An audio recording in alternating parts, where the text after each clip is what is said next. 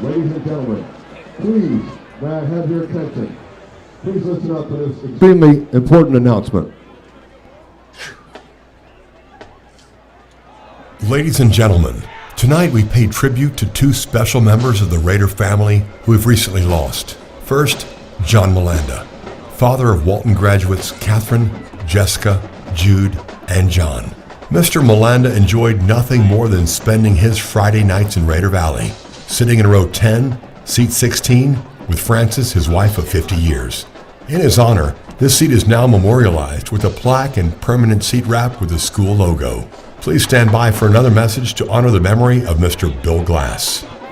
A memorial bench in honor of Bill Glass has been placed in the garden area outside of the dining hall. It was purchased from donations received in his honor and by the Glass family. We will always remember Mr. Bill, Walton's #1 fan. Thank you very much.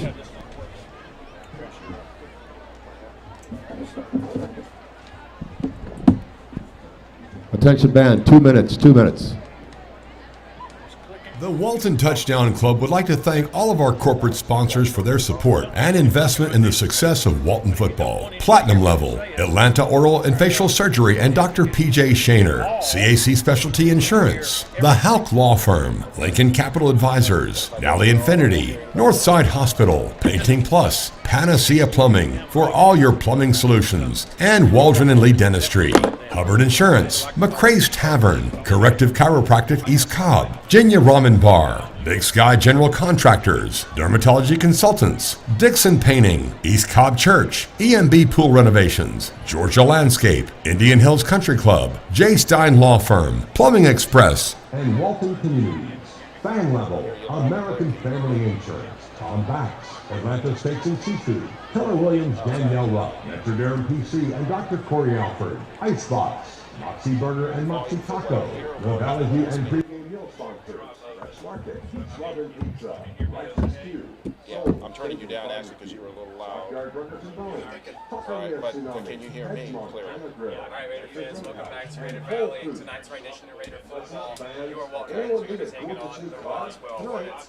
Roswell's early. Yes, you do. Is providing you with a chance to win that gorgeous 2022 Infinity The Hornets are 4-0 on the season. Your Raiders sit at 2-1 coming off a loss against West Forsyth High School. Alongside my broadcast partner, Christian Dart. We are brought to you by the Walton Sports Media. Christian, thanks for coming on tonight. Absolutely, I'm glad to be back out here. Thank There's you. or overtime. Visit the Nally Infinity display before the end of the first quarter and make a small donation to the Walton Touchdown Club to be entered. While you're there, you can also get free entries for other great Nally Infinity prizes. All entries must be received by the end of the first quarter, so hurry over and enter. Ladies and gentlemen, please rise.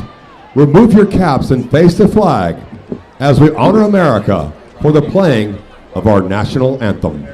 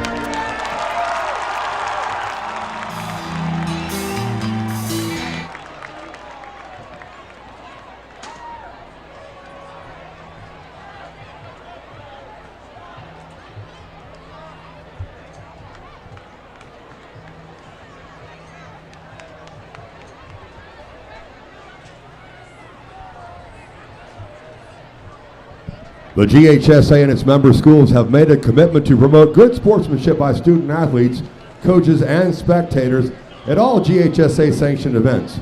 Profanity, degrading remarks, and intimidating actions directed at officials or competitors will not be tolerated and are grounds for removal from the event site.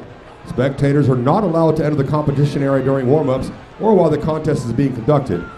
Thank you for your cooperation in the promotion of good sportsmanship at today's event. Once again, the Walton Raider Band is sponsoring the 50-50 raffle. The winner of tonight's raffle will receive 50% of the money from all tickets sold.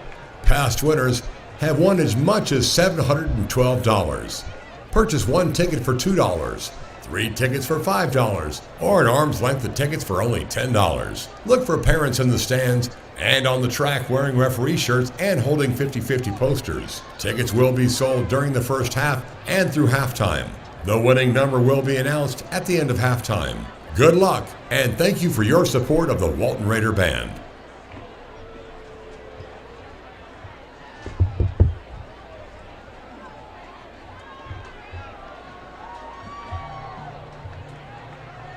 The Walton Raider family would like to extend our welcome to a new sponsor for the 2021 season, Kaiser's Chop House in Sandy Springs. Chef Peter Kaiser invites the Walton community to visit and indulge in a memorable dining experience sourced from superior ingredients with world-class hospitality. The Walton Raiders are excited to welcome one of America's finest steakhouses to our sponsor family this year. Thank you, Kaiser Chop House, Sandy Springs. DJ Brian recommends the Spinalis steak if it's on the menu when you visit. You will not be disappointed.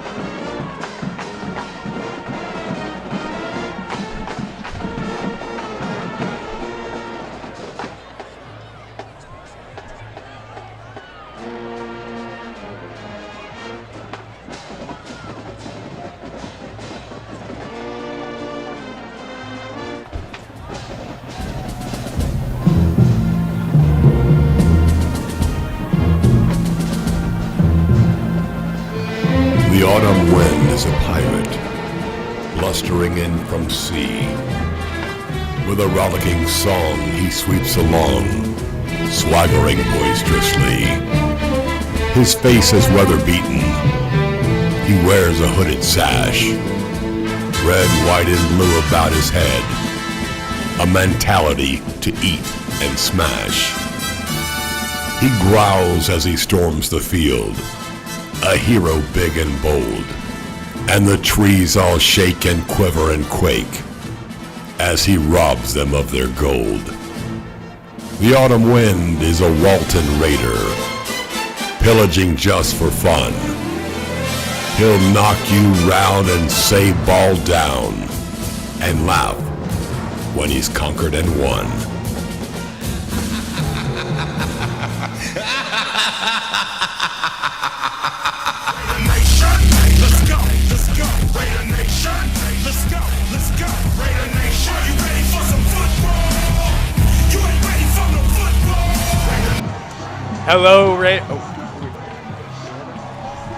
Hello, Raider Nation. Welcome back to the Raider Vision broadcast. In this rendition of Walton football, the Raiders are going to be playing host to the Roswell Hornets tonight. The Hornets sit at 4-0 on the season, and Walton's 2-1 coming off a hard-fought loss against West Forsyth last week. Wolverines won at 51-36 in that one. I'm Evan Kroll alongside my broadcast partner, Christian Dart. The Raiders are making their way onto the field right now. Christian, thanks for coming on tonight. Absolutely. Thanks for having me. I'm glad to be back out here. As always, we are brought to you by the Walton Sports Media Club, and we're just going to dive right into it with a little over 2 minutes left before kickoff. Christian, what are the keys that the Raiders need to focus on ahead of a Raider win? To start off here, Walton should be looking to limit the deep ball by the Roswell Green Hornets. The offense led by quarterback Robbie Roper has shown electric flashes in the past 4 games, so it'll be important to limit the deep ball. Go along with that, it'll also be important to generate pressure. Disrupting the passing game in the backfield will be very important in stopping it. And finally, the last key to the game is to establish the run game. Being able to create the run game will allow for the bigger and more electric plays and allow for big gains. You already talked about wanting to establish that run game, and being able to keep that Roswell offense off the field is going to be a big thing for the Raiders as they charge through. We are about to kick off. There's a minute 30 left, but the Roswell Hornets is led by senior quarterback Roddy Roper. Roper is the leading passer in the state of Georgia, and he has 21 touchdowns through just 4 games. This offense is electric. So the more they are off the field, the better this can be for the Raiders. Just ground and pound, keep it short, make sure not to make mistakes on offense. But with Roper sitting on that sideline, that's going to be better for you than if they're on the field, because they've proven that they can score points in bunches. Absolutely. So they have about 45 seconds left up until kickoff. We talked last week, if you were with us, Walton lost to West Forsyth, as we already talked about, 51-36. And Coach Bruner talked a lot to me about in the league leading up to Roswell how losses aren't going to define your program. And also, just one win won't either. You're always going to lose football games in a season, for the most part. Very few teams are going to have the opportunity to go undefeated every year. And you can't wallow in defeat. You're going to have to find a way to just cleanse your memory of it, come back on that Monday, put in your preparation, read your keys, and get ready for your next opponent. So that is what they hope to do tonight, again, against Roswell. Every time the Raiders and Hornets match up, it always seems to be a close game. Last year, they went down to an overtime finish where the Hornets won 14-7 on a walk-off touchdown in overtime on the ground. Raiders are looking to get a little bit of revenge for that one. These two used to be region foes, played against each other every year, and they have protected that rivalry. They're going to be playing each other moving forward every year, even though they are not in the same region. So we're going to sit here just moments away from kickoff. Roswell has yet to run through their banner, so we are running a little bit behind.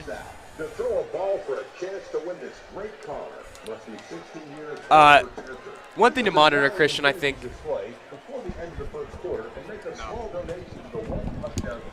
Sorry about that. One thing I think, Christian, that's important to monitor is can you limit explosive plays? Again, we talked about Roswell has 21 touchdowns through the air, and they have a variety of ways that they can get those big explosive plays. They have a solid offensive line that creates plays in the running game, holds up on those play action passes that come off that running game for big gains. They have a host of playmakers that can do a bunch of big things, and all eyes are going to be on this defense tonight. They had a rough showing. Against West Forsyth, giving up 51 points, and they got to hold one of the best offenses in the state in check. Absolutely. You saw last week, or not the last week, the week before, that Walton had a tough time containing West Forsyth's offense. This week's not going to be any easier considering in the past 4 games, Roswell has not scored short of 40 points. They scored more than 40 points in each game.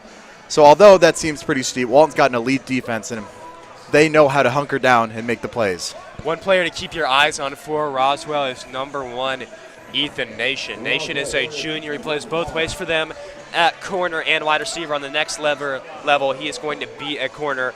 And this young man is dynamic. He is 5'11", 170 pounds. At that stature, you wouldn't think that he would be getting big looks at the next level, but he is. He currently has 44 offers. And if you with schools like Alabama, Clemson, Georgia, Ohio State. So they're facing an elite player here, just like they did against West Forsyth with Oscar Delp. So they're going to have to figure out a way to contain him, not just on offense, but on defense, because he is a lights-out corner. He's really physical, really aggressive, as he has to be with that small stature. So the captains for Roswell and Walton just went out onto the field. Looks like Walton will be receiving the kickoff. Last week, if you recall, they received the kickoff, and on the very first play from scrimmage, threw an 80-yard slip screen to Sutton Smith, or an orbit screen rather, sorry. And he took it all the way to put the Raiders on the board first. So we'll see if they can replicate that here.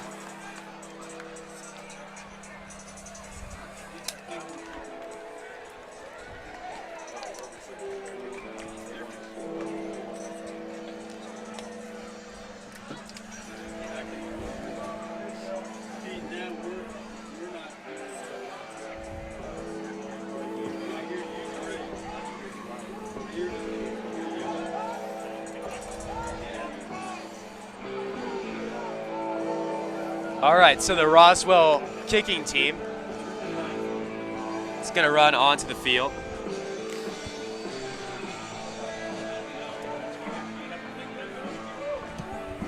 Could they hear us before?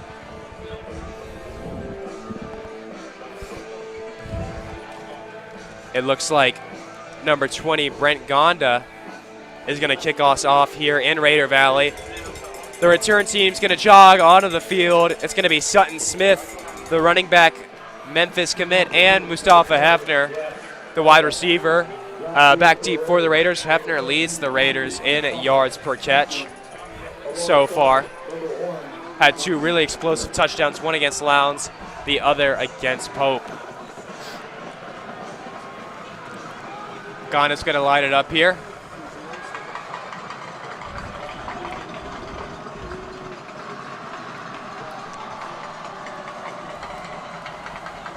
Going to run over to his kicking team, pass on some instructions. It is very loud here in Raider Valley.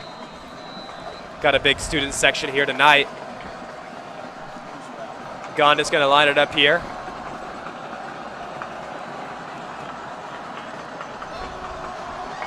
And we are off here in Raider Valley. The kick's going to be a little short. Smith fields it at the 20-yard line. They're going to fake the handoff to Hefner. Smith's going to break outside past the 40. The 50-yard line, the 40, he's down to the 30. No one's going to catch him. And Sutton Smith on the first play of the game is going to take it for a Walton touchdown. 80 yards on the kickoff. And Sutton Smith right there shows you why he is the talk of the town so far this season. Just like last week, Walton wasted no time getting to the end zone. Against West Forsyth, there was one play. This time, they take it to the house on the kickoff with some trickery on the fake handoff, totally misdirecting the kicking team and taking it to the house. They're going to line up in the monster formation here. Nate Lyons is a quarterback. Only 3 down linemen. He's going to take it outside. He's going to look to throw, and he has a man open. That is caught. That is number 85, Asher Hoffman. The Raiders are up 8-0. What an unconventional way to start the football game. First of all, Sutton Smith, just a really dynamic kickoff return, faking the handoff to Hefner, taking it all the way outside. And then on the 2-point conversion, lining up in the monster package with just 3 down linemen, had 3 to the outside. And they're going to sprint out Nate Lyons for the 2-point conversion. If you recall, Christian, last week, they had a touchdown, not on the kickoff return, but on the first play of the game. And then also had a botched snap on the extra point that ultimately led to a 2-point conversion. So a eerily similar start for the Raiders here, just 15 seconds into the ball game. You have to love the aggressiveness right there. Pulling the trick play on the kickoff and then going for 2 early. It's very important to set the tone early, and the Raiders sure did that. It's important to note that that fake handoff to Hefner was not just a spur-of-the-moment thing. That's something that they saw on film. Maybe they felt good about where the kick was going to end up. It was a little short at the 20-yard line. Some dirty laundry is going to come out here on the field after the officials had a long talk about it. But that was something they knew that was going to happen, and they had that lined up. If you see, after the kick's in the air, Hefner started at the far side. He's going to come all the way back around. So that's something that was premeditated and that they had drilled all week. That's one of the first things you're going to do at practice the day before the game on Thursday. So a great, great start for the Raiders. Looks like they're sending the Raiders back to complete the point after the touchdown again. Sounds like an illegal formation call. So they're going to back up about 5 yards, try the extra point. Lucian Michelin's going to trot onto the field for the extra point try.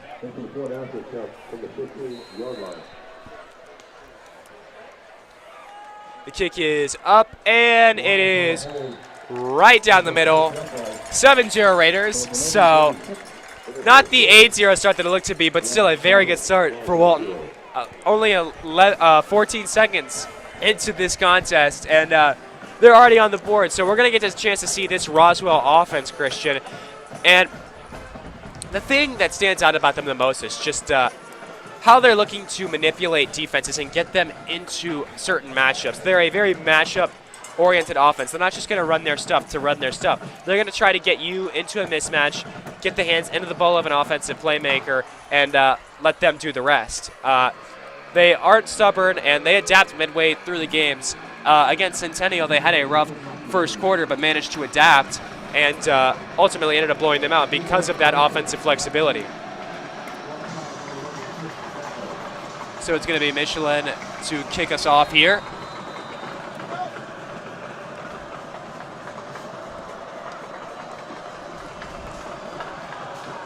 The kick is off, and it is going to be fielded at the 30-yard line. That is number 19, Colin Phillips, up to the 35-yard line. And here's our first chance to see this Roswell offense. Made by number 34, Quinn Brennan. The ball spotted on the 34-yard line. First and 10.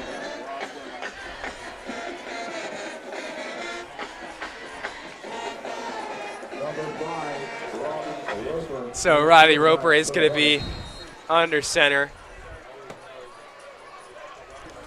They're going to start with 4 receivers in the pattern. Number 11, Chris Elko, is going to line up to the right of him. Zeke Moore comes in motion. Roper gets the snap. He's going to look right, step up in the pocket. He's got no one downfield, just going to pull it up and get up to the close to the first down marker. See where they spot that. Really nice play there by Really nice play there by Roper to see nothing's open. Just pulls it down, gets what he can. Going to set up a 2nd and 3. Offensive line shoved all the rushers to the side and allowed Roper to have a just nice run up the middle. They're going to stay with that trips look up to the top. They're going to fake the handoff, throw the screen out to number 2, Sean Spence. He gets close to the marker. Looks like he's going to be just short. Brings up a 3rd and 1 for this Raider defense. And the strong point so far of this Raider defense this season, Christian, has been that defensive line. They've been able to generate pressure in a number of ways, specifically up the middle. Interior pressure is the most important thing when looking to get after the quarterback. If you come off the edge, they can really easily step up in the pocket. But when you're in their face, it makes them tough for them to make decisions. Here we go, 3rd and 1. Roper's in shotgun. He's going to hand the ball off. That is going to be a first down pickup. Javon Hall, a linebacker, lined up a running back there. Took it outside for a first down gain. Hall has 47 tackles and 8 tackles for loss this year from his linebacker spot. They like to mix him in at running back sometimes. Ryan Hill now lines up to the right of Roper. 3 receivers in the pattern. Tight end in line. Roper's going to look downfield. He's going to fire downfield. He's got a man, and it is intercepted. That is Will Jordan with the interception. Great play by Jordan to high point the ball, come away with the takeaway, and give the Raiders the ball at the 20-yard line. Like I emphasized coming in this game, this Roswell team loves to throw the ball downfield. They like to have these deep passes and spread the defense vertically. So it's a great job by number 5, Will Jordan, to stay with the receiver and make the play. Really nice play there by Jordan to keep his eyes on the ball. He's not playing the receiver. He high points the ball in the air, takes it away. Nice aggressive play to turn the Roswell offense over. First look at the Raider offense after the kickoff return touchdown.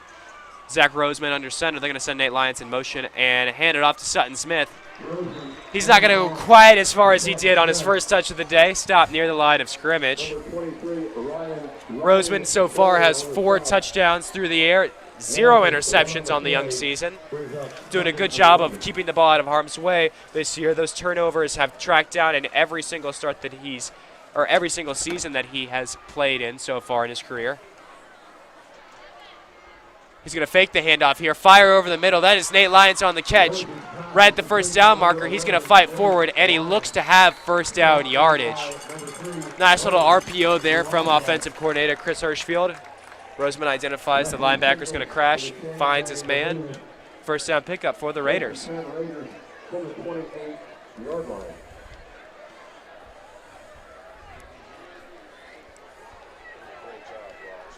They got 3 receivers to the top of your screen. Nate Lyons, Mustafa Hebner, and Ross McNeil. Roseman gets the snap, hands it off to Smith, who cuts outside, gets back inside. Again, brought down for only a gain of 1. You like to see the offense trying to establish the run game early. Yep. Walton has a great running game, and you like to see them trying to get the ball on the field and get some hard-earned yards. Team that is most physical, usually going to set the precedent for the rest of the game if you can establish that in the first few series. Roseman's going to look to the sideline, get the check. Mustafa, the lone receiver, to the top of your screen. Roseman's going to fake the handoff, look left. He doesn't see anything he likes and is going to muscle his way forward for about a gain of 2, bringing up a 3rd and 6. This is an area that the Raiders have to be better, and they really did well on 3rd down in the first half against West Forsyth. Struggled to get those gains on 3rd down in the second half. Ultimately made them punt a few times and kept the game out of hand for West Forsyth. You just like to see the offense stay a little more patient with the play and see if something to develop. So it's going to bring up a 3rd down and 8 here. Roseman gets the snap. He looks right. He's going to fire right. He has Mustafa Hebner, who cannot come up with the catch. There's going to be no flag on the play, even though there was some contact at the top of the route.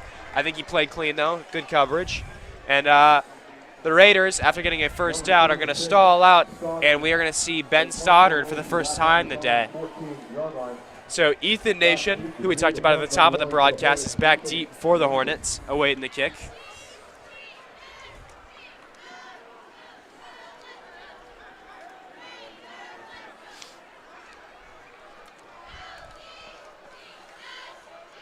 Stoddard gets it away, and it is a big punt. It's going to take a Raider bounce at the 40-yard line, go inside the 30, and stop at about the 27-yard line.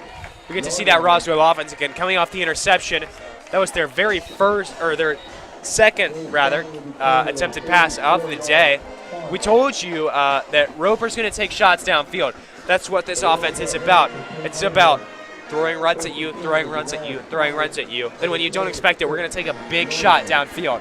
So far, one deep shot in, the Raiders look pretty good, but it's a long game, and that's not going to be the last time they test them deep. Absolutely. It's important for the Raiders to stay with the game plan you saw there. They trusted themselves. They stayed with the long pass and were able to make a play. It'll be important to stay with that even when Roswell inevitably moves more to a ground offense trying to generate yards through the run game. So there's going to be a TV timeout right now. This game is being broadcasted by GPB. Don't go over to that stream. Stay over here with us. Absolutely. It's going to be a good time tonight. So we'll see how Roswell tries to adjust after that first series. Again, you can't let one interception completely derail your game plan. And listen, they're 4-0 to this point. It's proven that taking shots for this offense works. They have yet to score under 40 points in a game this season. And they're not playing slouches either. Their opponents have a combined record of 9-7. So we'll see what they do here at their second drive. It's going to be a trips look to the bottom of your screen here. Roper's going to line up in the pistol. Ryan Hill behind him.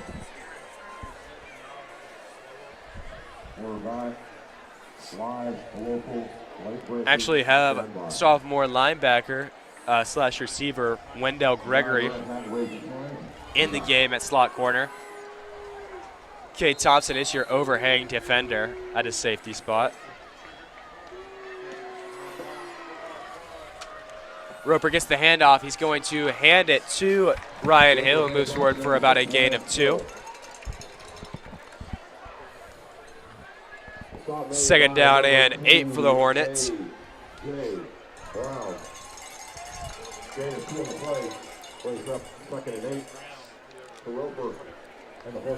Going to send Nation to the opposite side. He's matched up with UNC commit Marcus Allen at the top of your screen. The snap is fumbled by Roper. Walton has a chance to jump on it, and they do. That is Jalen Bethley with the recovery. The Raiders are set up at the 9-yard line. So it appears that Roper mishandled the snap there, goes behind him, and he is hurting. So I hope everything's okay there with Roper, but just a miscommunication there. Sets the Raiders up, goal to go now. 7 minutes left in that first quarter. Evan, earlier you were talking about how important this defensive line has been to this defense, and that they have been led specifically by Jalen Bethley. He has been a leader both on the field and off the field, and he's been creating a lot of the pressure you see right there. He's able to jump on the ball right there and get the turnover. It's very good by him. You saw him go out of the game at the end of West Forsyth, so it's glad to see a playmaker like him back on the field. Yep, Bethley, an integral part of that defensive line, came up with an interception against West Forsyth, as well as a pressure that led to another interception by linebacker Quinn Bannon. They're going to send Sutton Smith in motion here. They're going to fake the handoff. Zach Roseman's going to go right up the middle, muscle through, stretches out, and he is going to be just short of a touchdown. They mark him down on the 1-inch line. Great play by Roseman. Oh, they're going to give it to him. Changed there you it go. Right there. Spoke a little too soon. That's going to be a touchdown, Walton. 13-0 here early. So Walton capitalizing off the Roddy Roper fumble. Now up 13-0. That is Roseman's second rushing touchdown of the season, the first coming against Lowndes in Mercedes-Benz Stadium, which was a touchdown that should have put the game away. Lowndes came back later, and Walton ultimately won in overtime. Michelin kick is good right there, 14-0. Gotta love the play call there. You send the man in motion, spread the defense out, and see the look the defense is giving you. They spread out, give the lane wide open to Rosman, and as he marches in for an emphatic touchdown. I'm really liking this Walton game plan early, Christian. They're manipulating the Roswell offense, throwing guys in motion, making it easier for Roseman to read keys at the line of scrimmage, and kind of challenging those linebackers in the second level. When you fake that handoff to Smith, it's, are you going to come downhill and try to get him on the outside? And if so, that leaves the middle wide open for me. They did. They crashed to the outside, which, I mean, you can't blame them for. You saw what happened when Sutton Smith hit the outside on the opening kickoff. But when you do that, it allows me to go right up the middle. My offensive line is going to manhandle your defensive tackles at the point of attack, and I'm just going to stretch the ball out here for a touchdown, put us up 14-0 after the turnover. One thing you also have to like is Rosman did not get in there unscathed. He took the pressure and he went with it. He got bodies on bodies, and he was able to get in the end zone regardless, and that's pretty impressive by a quarterback. Michelin's going to kick off here. Ethan Nation back deep. They're going to kick it short at the 25-yard line.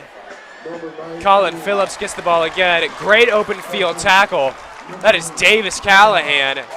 Great tackle right there at about the 24-yard line to get Phillips down. And Roper's going to get one more shot at this. So 2 drives in, 2 turnovers for the Roswell offense. They have not had a easy time getting anything started. And we'll see if they can try to slow down the game and make this Raider defense work. But so far, Walton's been able to capitalize off of just minimal opportunities. You're going to throw a jump ball deep. Will Jordan gets a pick on it, and then just a bad snap. Bethley jumps on it. So Roper's going to get the snap here. Oh, that is not Roper, rather. That is number 15, Brandon Slocum, the freshman. So it appears Roper is banged up.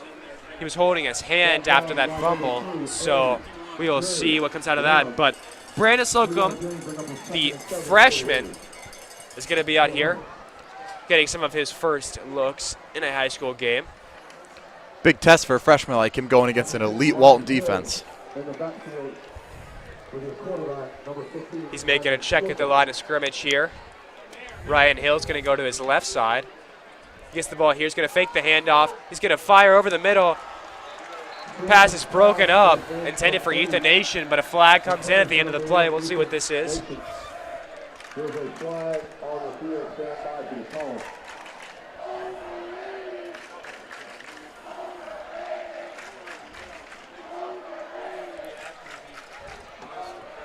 Stand by for the call.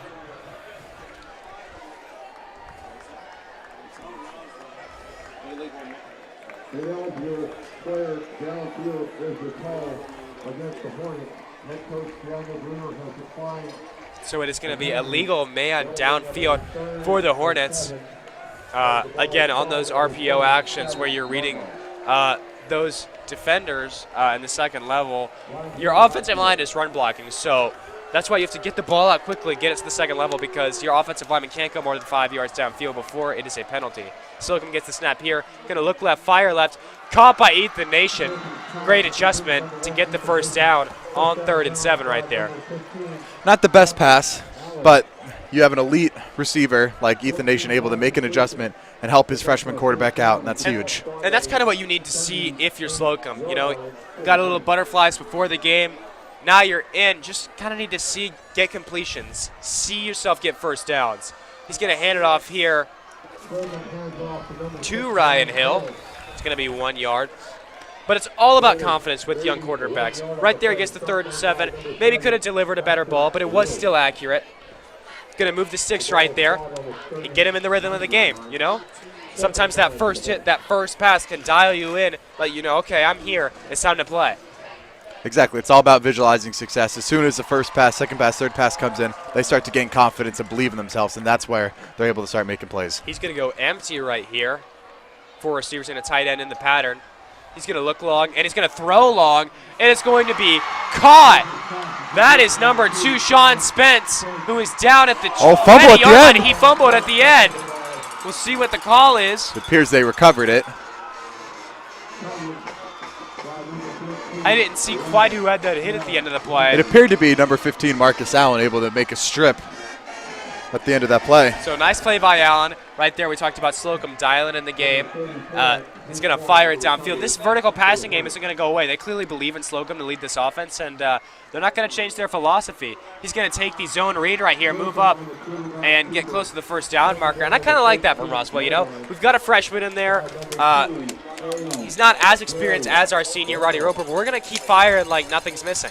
Exactly. I think the worst thing you can do is not trust your guys on the field and play conservative, because that's when you sell the game away. It's important to have trust in your players when they're on the field. That's exactly what Roswell's doing right now. 2 receivers to the bottom of your screen, Ethan Nation at the top. Slocum's going to hand it off here to Ryan Hill for a short gain. Appears they got the first down and move the markers. It is going to be a first down, so goal-to-go opportunity for the Hornets. First and goal from the 10.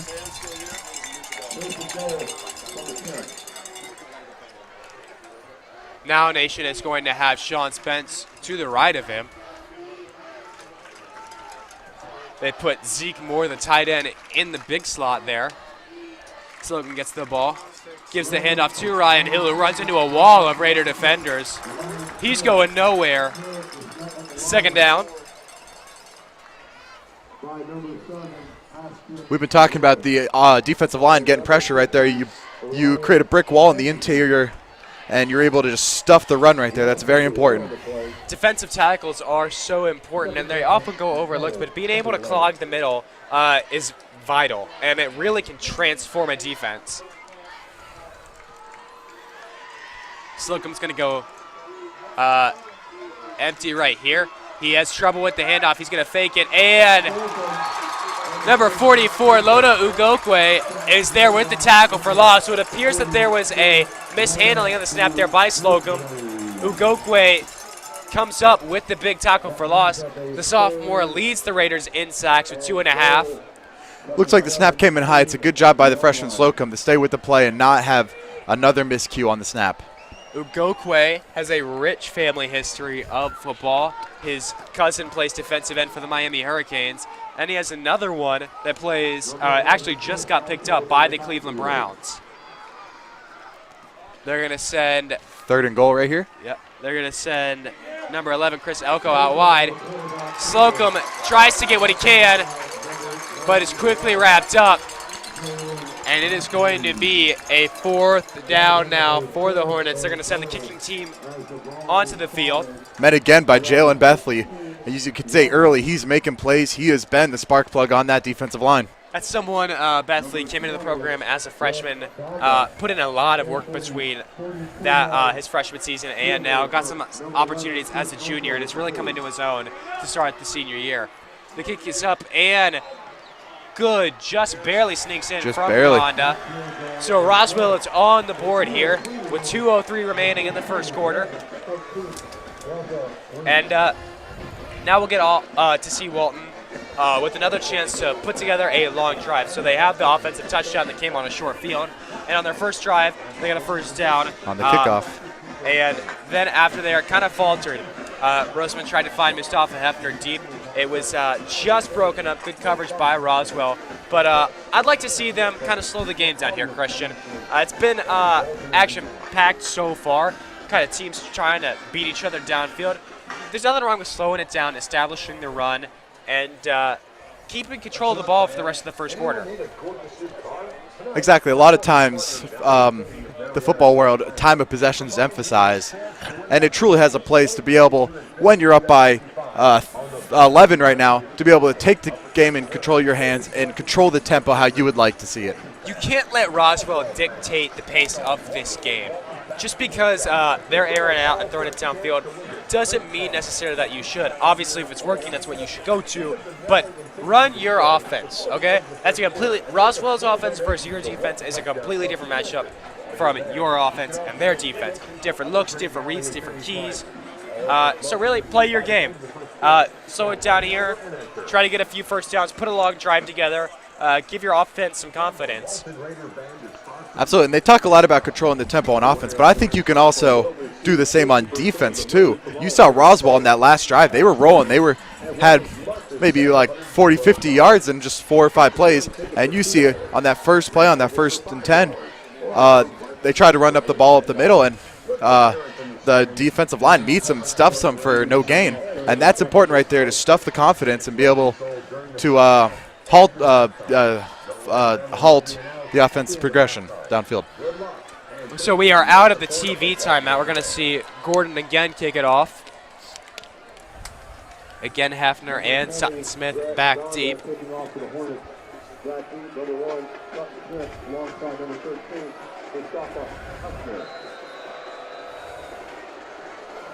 Gordon's going to approach and kick it off. Kick's going to be to Pierce Hunley at the 35-yard line. That's Hunter Teal, rather. Sophomore tight end gets across the 40-yard line. Teal actually caught a 2-point conversion last week on what was supposed to be a PAT. ended up being a long snap.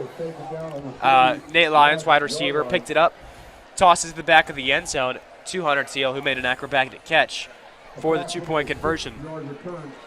So a fun play there. He gets up, puts the Raiders at the 41-yard line. And we're going to see sophomore quarterback Jeremy Heklinski for the first time today, as well as junior running back Braylon Stokes behind him. Heklinski's going to fake the handoff, pass it to Hefner here, who's going to throw it downfield. He's got Ross McNeil, and it's caught! McNeil inside the 30-yard line. Hefner took a big shot at the start of that play right before the pass. He's going to receive medical attention now. If you recall last week, Walton ran the orbit screen to Sutton Smith to start the game. He got great blocks. West Forsyth didn't come downhill, so they were able to get that. They ran the same type of play with Hefner, who threw a pass to McNeil that was just overthrown. So nice to see them connect there. Hope Hefner is okay. We'll step away for a minute while he is tending to his injury.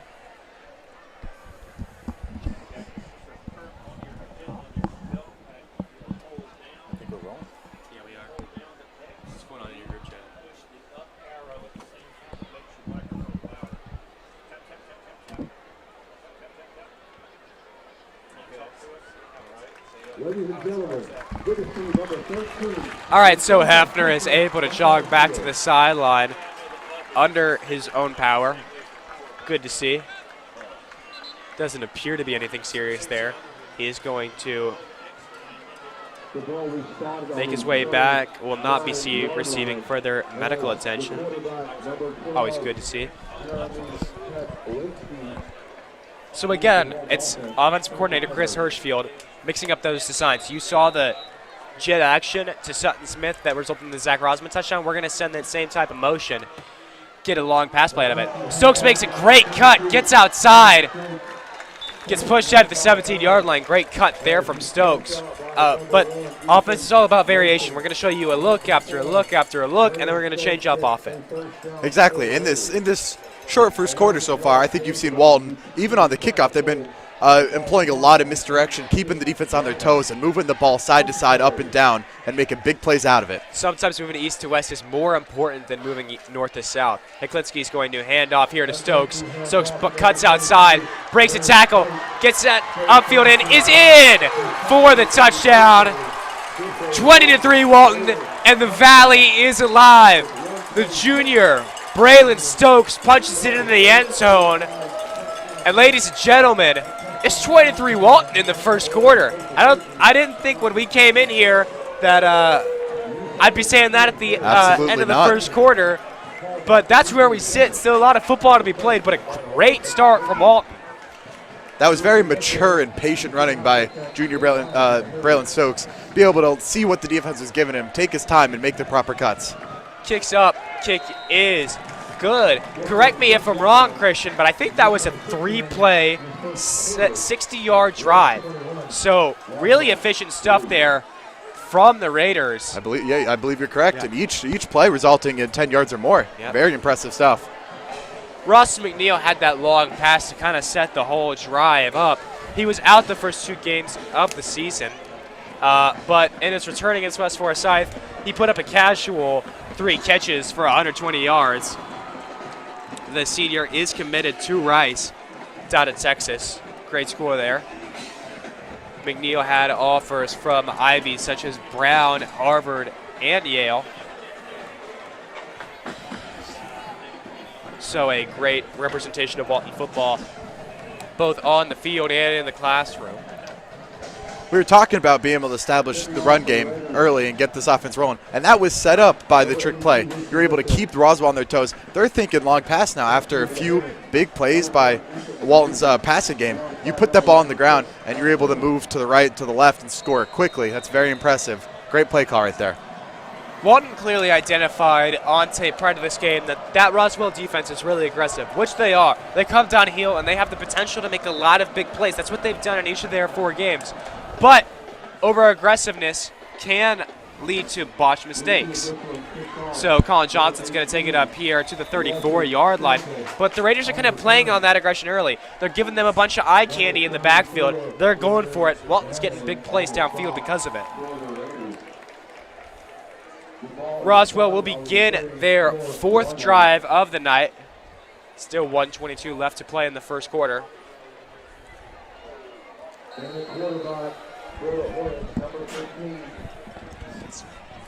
Slocum is still in the game for the Hornets.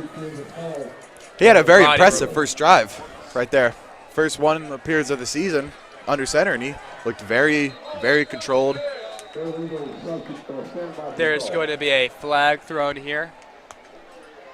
Should be on the Hornets. 12 men on the field is the call.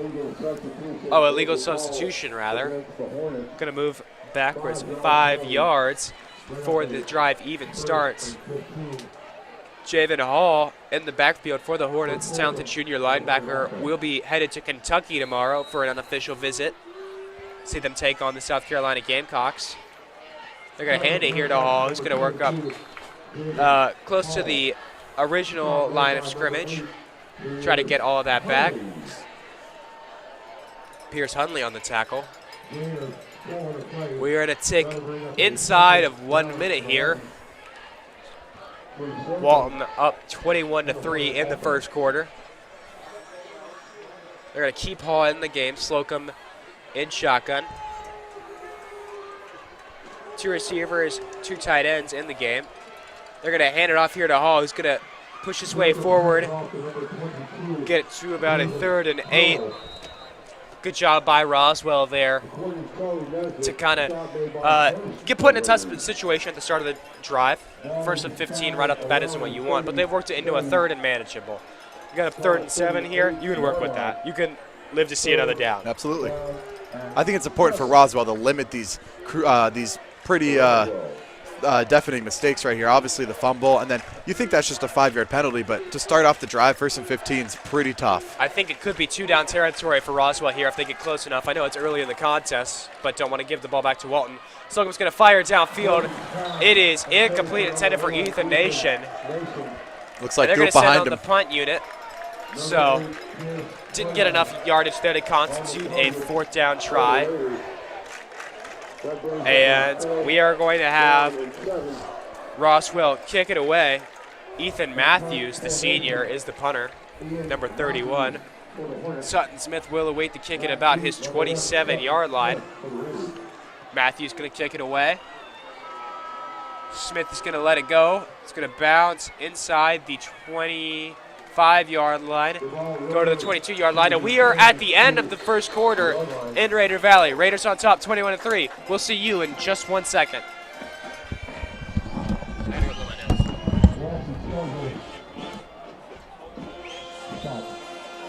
Ladies and gentlemen, please direct your attention to the 30-yard line as Principal Dr. Kelsey Miranda gives a very special Walton grad guest. Ladies and gentlemen, Samuel Earl Patterson III has been selected as a 2021 Rhodes Scholar. Sam is 2017 graduate of Walton High School, graduating with honors this year from the University of Maryland, Baltimore County, with a Bachelor of Science in Math, the Lakers War, a Bachelor of Science in Statistics, and a Bachelor of Arts in Economics.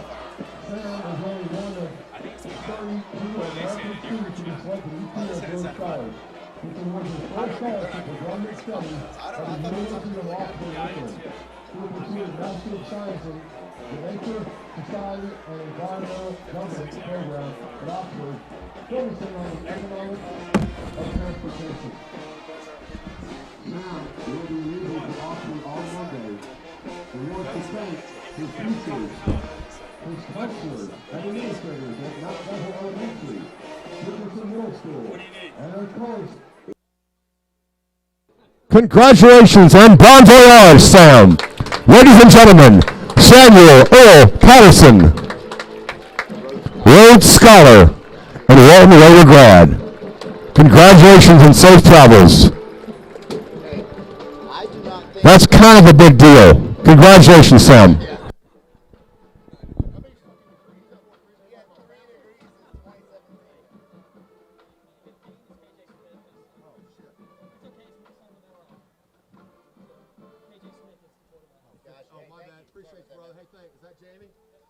Heklinski is going to get a chance to start the drive. Once again, Austin Williams in the game, the third running back for the Raiders, scored a touchdown against Pope in Week 2.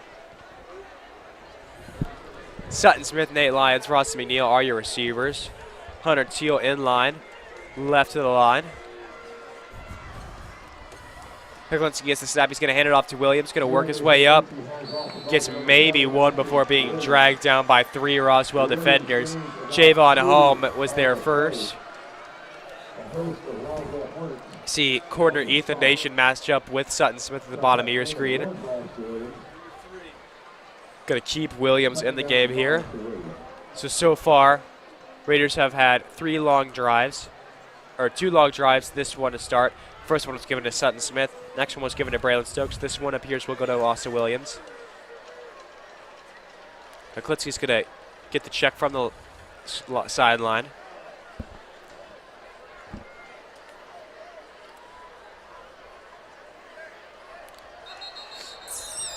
It appears Williams false start. They're going to put Walton in a 2nd down and 14. Was a little faked out by the hard count for Heklinski. Going to send Stokes into the game. We have 5-yard penalties. Bring up a 2nd down and 14. So we got 3 receivers and Teal in the game. Teal's going to go into the slot now.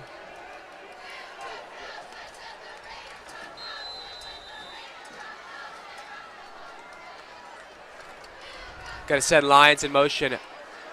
Going to throw back to Braylon Stokes on the screen. And that is going nowhere.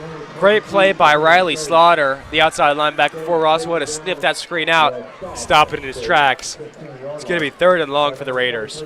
Super impressive by the defense, able to identify what play was running and be able to stop it before it got going. It's kind of a free-for-all on those screens, just kind of read and react. Slaughter saw that offensive lineman pulling. That was his key to find the running back and make a play in the backfield. 3rd and 17 now for Walton. 2 receivers and Teal to the top of your screen. Smith isolated at the bottom. Going to send Slaughter as the extra defender. Roswell showing pressure in the A-gap. Heklinski's going to get the snap. Look left, throw left. It is going to be out of bounds. Intended for Nate Lyons. Going to send the punt unit on. We will see Ben Stoddard once again.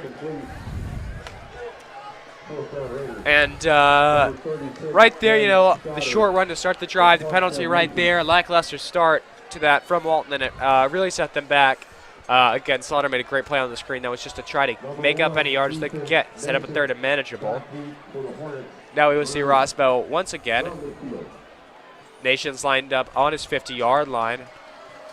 He will let the punt go. It's going to take a Walton bounce, and Marcus Allen fields it at the 45-yard line.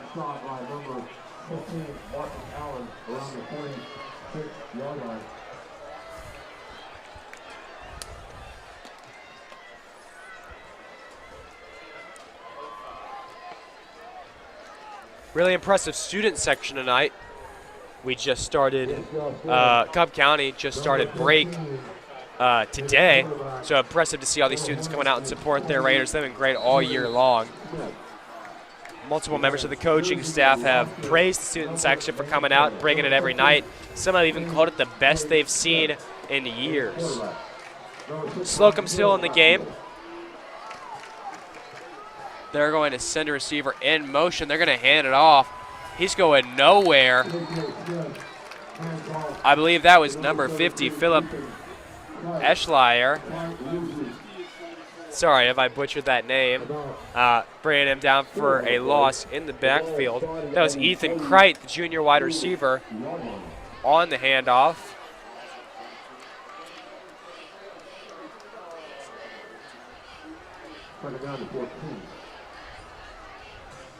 Walton showing pressure in the box. They're going to send Ryan Hill out wide. They're going to throw the quick screen to Nation, who catches it, makes the adjustment, and it is incomplete. And it appears that Roddy Roper is going to come back into the game. So great sign there for Roswell. Awesome to have your leader back in got checked out by the medical staff team. He was able to come in. And the leading passer in the state of Georgia has returned to the game, so that's going to put Walton on high alert for sure. Going to send Nathan in motion. Roper's going to break, contain, get to the outside. He has an alley. He's going to take it. Going to get out of bounds at the 50-yard line. That is going to be a 3rd down and 5 about. So no fear there. Oh, 4th down and 5. Appears this is 4 down territory for Roswell, understandably. You're down 21-3.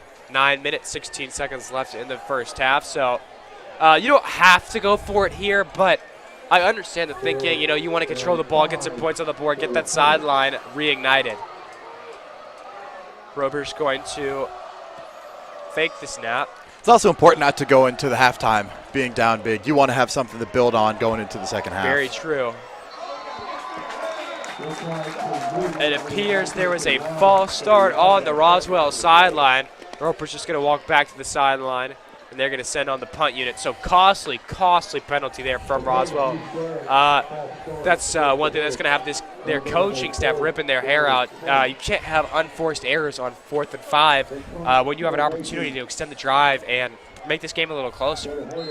Exactly. Roswell's had a lot of opportunities to get in this game, but they keep taking themselves out of it with turnovers and costly penalties. They're going to punt it away here. Sutton Smith is going to let it go. Roswell with great coverage, but it's going to bounce into the end zone right there.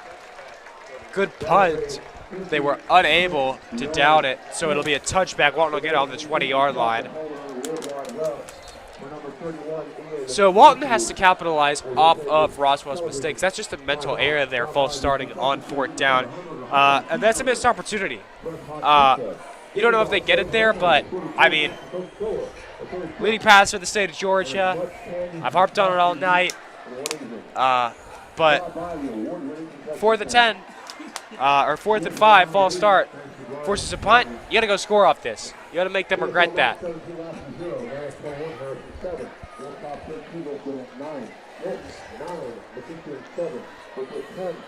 It's also important right here.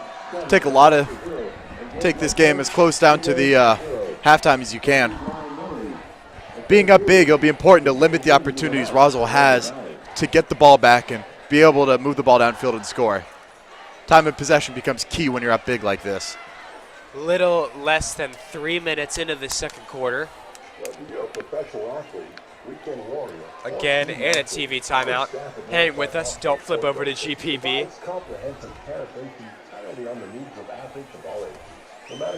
And we will be right back in a second. Offers expert services for the diagnosis, treatment, and prevention of all sports-related injuries. Once again, the Walton Raider band is sponsoring the 50-50 raffle. The winner of tonight's raffle will receive 50% of the money from all tickets sold. Past winners have won as much as $712. Purchase one ticket for $2, 3 tickets for $5, or an arm's length of tickets for only $10. Look for parents in the stands and on the track wearing referee shirt and holding 50-50 posters. Tickets will be So Walton back out on the field here. Roseman is going to be in at quarterback.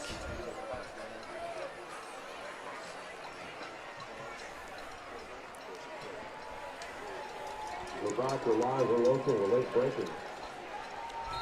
Sutton Smith to his right. 2 receivers in the pattern, McNeil and Hefner. They're going to hand it off here to that crowded offensive line. Smith is going to get maybe a yard. One impressive thing you've seen Roswell do is able to stuff the run in the interior. Not seeing a lot of big gains out of the backfield going up through the A-gap and B-gap for Walton as Roswell's able to stuff the interior and create almost a brick wall. Going to stay with that big personnel right here. Roseman gets the snap. He's going to be blown dead here. Appears to be offsides on the defense. It's going to set up a 2nd and 3. And we talked about, you know, this Roswell defense is really aggressive. Sometimes that's going to work in their benefit, and sometimes it's not. And they played really well against the run so far today. Walton has had a few designs schemed up to where they bounce outside for big gains, but They looked really stout in between the tackles. It's going to be more movement up front here. This appears to be false start, so just replay what just happened. False start against Walton. Completely negates the offsides. 2nd and 8 now for Walton at the 22-yard line. 8:31 here left to play in the second quarter. Though you hate to see that false start by Walton. They played very disciplined, not a lot of flags coming at them. Got to be impressed if you're the coaching staff. Roseman gets the snap. Going to look right. He's going to fire right. It's going to be caught. Hefner gets it, makes a spin move. Dragged down finally by number 3, Keylestone Bowens. Flag here. So flags on 3 consecutive plays.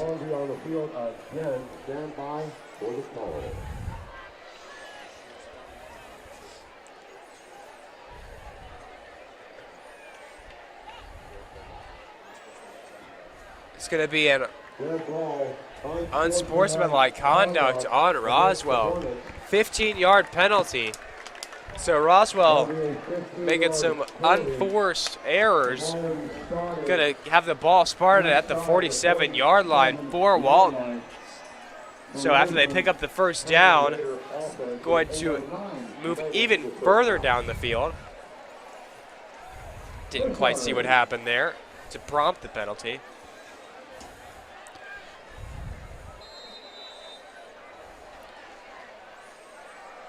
Roseman gets the snap, gonna hand it off to Smith, makes a cut, gets upfield, makes a cut again. Oh my goodness, Sutton Smith putting the moves on in the backfield for a gain to 7. Really explosive, twitchy, short area quickness there. You talk about how impressive it is, how his ability to shed blocks, but there, he wasn't even allowed to get near him with the incredible cuts. He's able to just evade all defenders and string together a nice run right there. Roseman gets the snap, hands it to Stokes, gonna plow his way forward for a 2-yard gain. We use that term short area quickness. What that means is just it's your ability to read and react, okay? If the linebacker's coming uphill, Sutton has to make a decision really quickly or else he's being brought down. He's got short area quickness in spades. And it's been on full display really this entire season.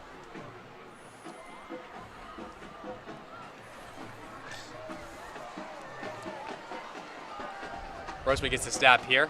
Gonna fake the handoff, move upfield. Sheds a tackle. Gets out of bounds, moves the chains. Zach Roseman breaking the tackle there.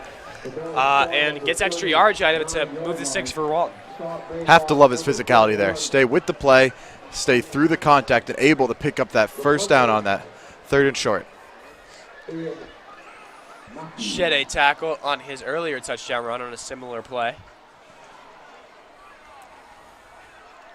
He gets the snap here, hands it up to Braylon Stokes, who makes a cut, gets upfield, gets what he can, brought down for a short gain. Walton's had a tough time getting those first down runs, finding success with that. Something to monitor moving forward. Flag on the play. Is that an unsportsmanlike conduct on Walton? I'm not 100% sure what that is.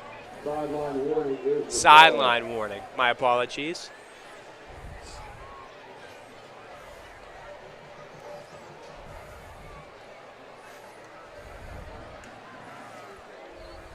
Going to be 4 receivers in the pattern. Marcus Allen, Nate Lyons, Mustafa Hebner, and Ross McNeil from bottom to top. Roseman gets the snap, looks right, then looks left, fires over the middle. McNeil just couldn't get it.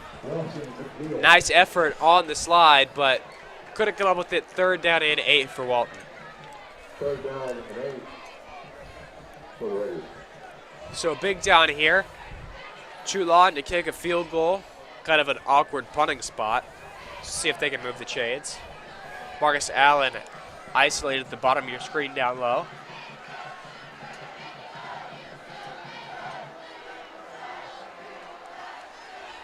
Roseman gets the snap, Gonna get upfield, calls his own number, slides down. Great play there by Zach.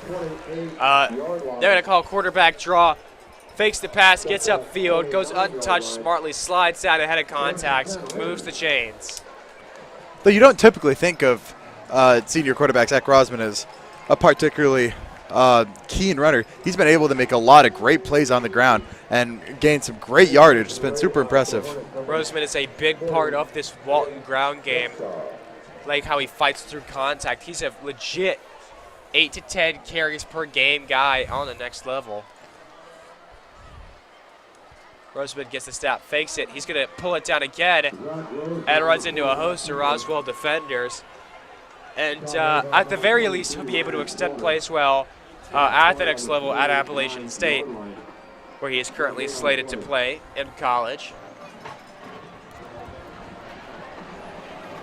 Going to be a 2nd down and 10 here for Walton.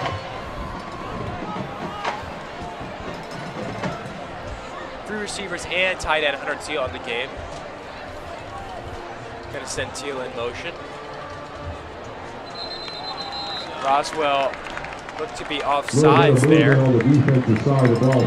Motion from Teal may have confused them. And it is going to be an offsides call, 2nd down and 5. So the Raiders are starting to knock on the door on the 24-yard line now. Walton has done a really good job on this drive, Christian, of moving it methodically, getting it upfield, taking time off that clock. Rosman gets the snap, hands it to Stokes, makes a little move, gets outside, makes another cut, gets down. After bouncing off a few more tackles, down to the 7-yard line. 17-yard pickup there for Braylon Stokes. Really shifty there in the backfield. Nice play there. It's like they're running a hurry-up offense right here. The Raiders with another goal to go. They're going to hand it to him here again. He's going to fly it forward. Gets down to the 1-yard line. Flag's going to fly in from the back end of the play. Stand by for the call.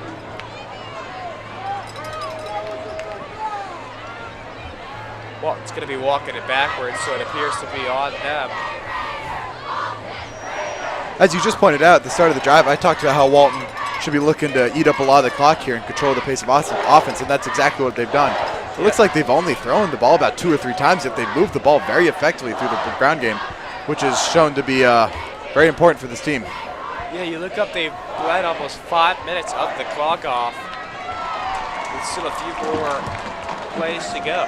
Exactly. I think they believe they started the drive with 9:07 left on the clock and down to 4:51, and they're knocking on the door for another touchdown. So, 1st down and 15 now for the Raiders. A.J. Brown behind Zach Rosman. Safety committed to UAB. Had the ball up here to Brown. He's going to burst through the middle. Nice burst of speed there for Brown. Gets what he can. Sits him 2nd down and maybe 11. Tick down inside 4 minutes and 30 seconds. I feel he's got something to do with the Walton Raiders marching band. You have to say too, at that chance TV line.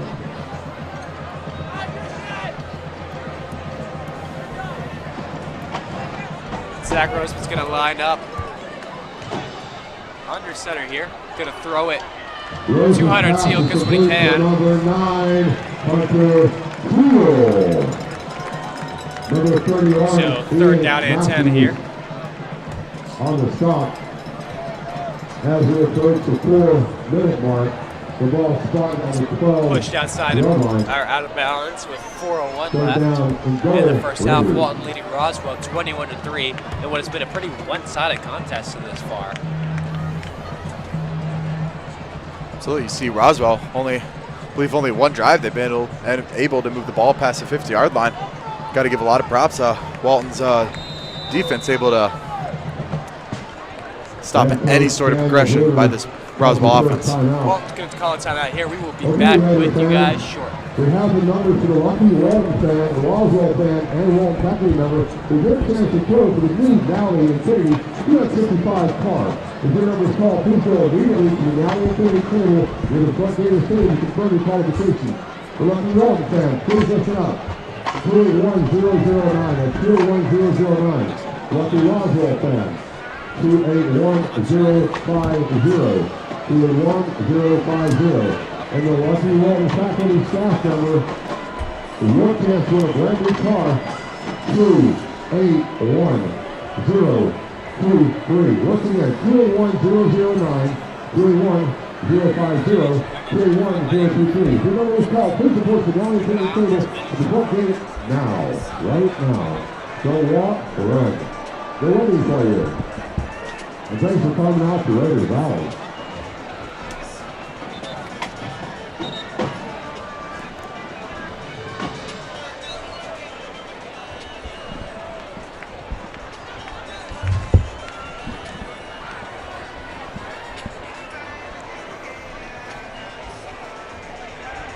And we're back. Looks like Walton's coming in at about a 3rd and 12 right here. Got a 3rd and 12 right here. They got Zach Rosman and junior number 22 Braylon Stokes in the backfield. They got 3 receivers to the top of the screen. Rosman gets the snap, gonna throw right. He looks like he has Hefner deep. Just overshoots him. Rosman got crushed. Great hit from the Roswell defender. Gonna be a 3rd down and 10 now.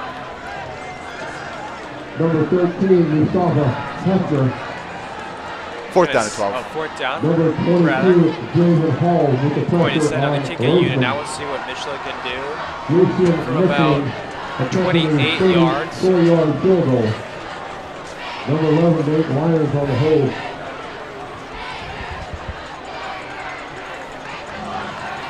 Kick is up, and the kick looks to be good. 24-3 Walton, 3:51 left in the second quarter. Really impressive showing so far. Roswell just really hasn't been able to tie up anything up on offense, and that's a big testament to this defense. They gave up 51 points to West Forsyth, and this is not an easy game for them by any stretch. Roswell is one of the most talented offensive units in the entire state. So this 3 points is 100% about this defense. Really impressed with the showing by them so far. And you look at that last drive compared to the others. That one was distinguishably different. You see right there. In the first 3 drives where Walton scored touchdowns, those were quick drives. 2, one was obviously off the kickoff, and the other they had short field, short distance to go because of the fumble. But in those first 3 touchdown drives, you see Walton's offense move the ball quickly. And that last drive, though it was only a field goal, they were able to move the ball very effectively on the run and eat up a lot of clock.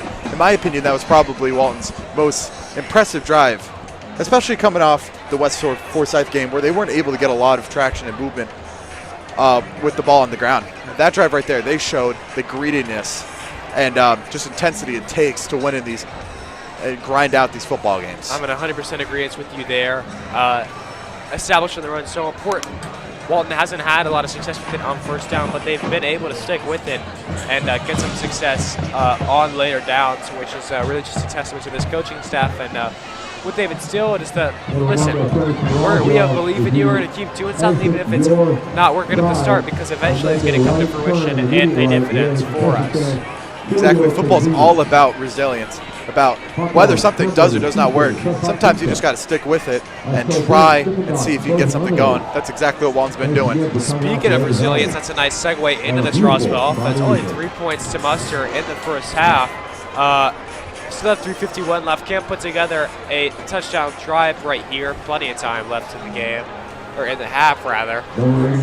And if they want to get some momentum heading into the second half, this is their opportunity to do it right now. Exactly. Momentum's a huge factor in football.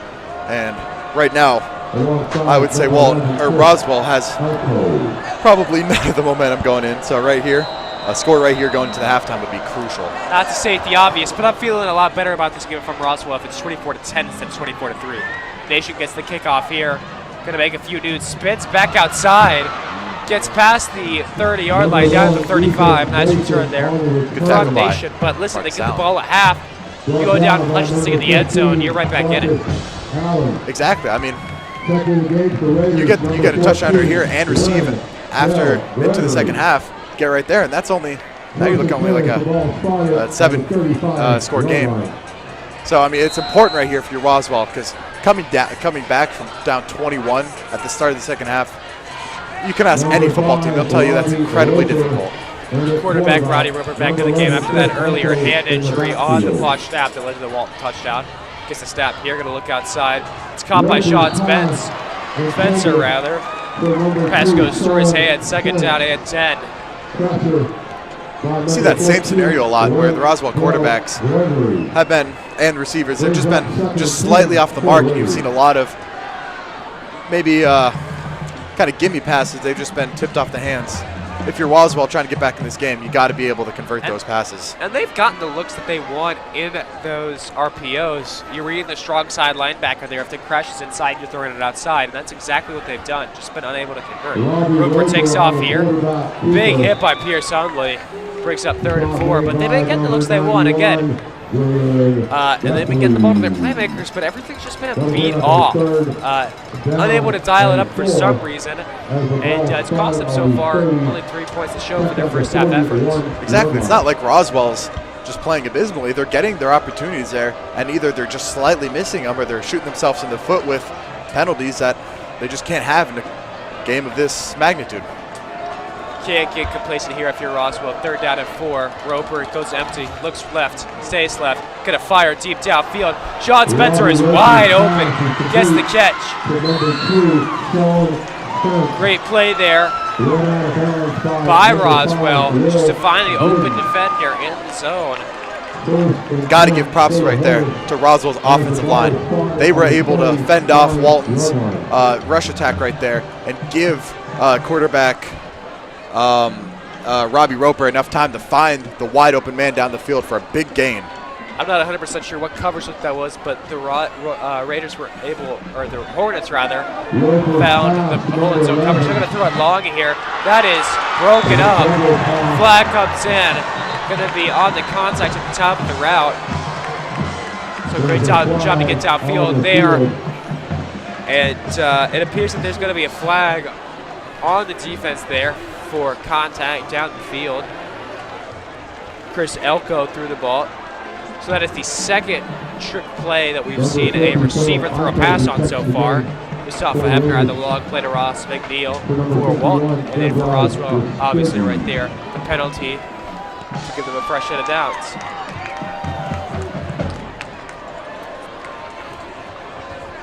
Ball's going to be moved up. About 15 yards. First down on the 15-yard line for Roswell. 30 seconds into this drive, or a minute rather, and they are on the 15-yard line. So good momentum drive. Let's see if they can cap it off here in the red zone. Roper going to fake the handoff, throw it outside. That is number 17, Ethan Cricht, brought down for a short pickup. You were just talking about how this has been a good momentum drive for Roswell, and I couldn't agree more. I was actually thinking that you see what the momentum do. They get a few big plays, and then they're able to start running these more creative trick plays, which, although it didn't lead to a pass, it led to a big pass interference, and that's exactly what momentum can do for you. It allows the offense, it opens the offense up to a lot more options. Roper lines up in shotgun here. He's going to fake the handoff, and that is number 50, Philip Eschlier. Again, I'm destroying that last name. I'm so sorry. But he comes up with the sack right there. Big play from the junior nose tackle, who also plays center for this team. And just like that, momentum shifted back to Walton with a big sack right there.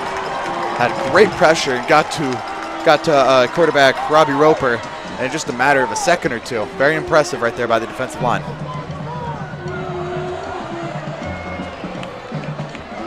So it's going to be a 3rd down and 15 now for Roswell.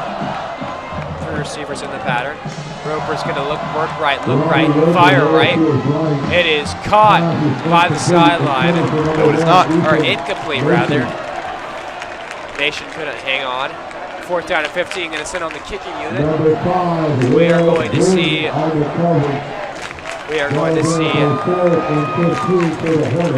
Brett Gonda, the second on the day.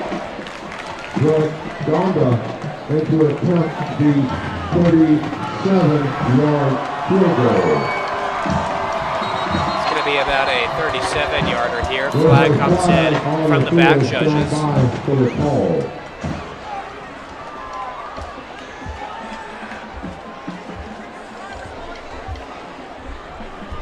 He's just kidding. No flag. They're going to pick the flag up, so no flag on the play. Wasn't quite sure where that was going. Right, Gonda's going to line it up here. 37-yard try. Oh. Looks like head coach Daniel Bruner calls his second timeout. Walton's going to call a timeout ahead of the kick. One remaining. Timeout starts in part by Lincoln. Going to try to ice the kicker. And taking thoughts. Lincoln's capital advisors. Looks like they're going to try to bring in senior right tackle Casey Henry for some length. See if they can block this field goal. Field goal back would be Casey Henry as a sophomore in his first game with the Walton Raiders. Blocked a game-winning field goal drive from the Norcross Blue Devils. Walton ultimately won that game. He's got a big 6'7" frame, committed to the University of South Carolina. So you line him up in the middle, and he's bound to get a big paw up and bat that down. You must be present to win. You must be present. So Brett Gahn is going to come back out onto the field again. Henry indeed comes into the ball game. Lines up right over the ball. Ball into the 37-yard field goal attempt. Gonda's going to get the kick up, and it is good. Gonda good from 37 yards. Walton gets to go to the 2-minute drill now. Only at 1:18 on the clock in actuality, with one timeout in their back pocket.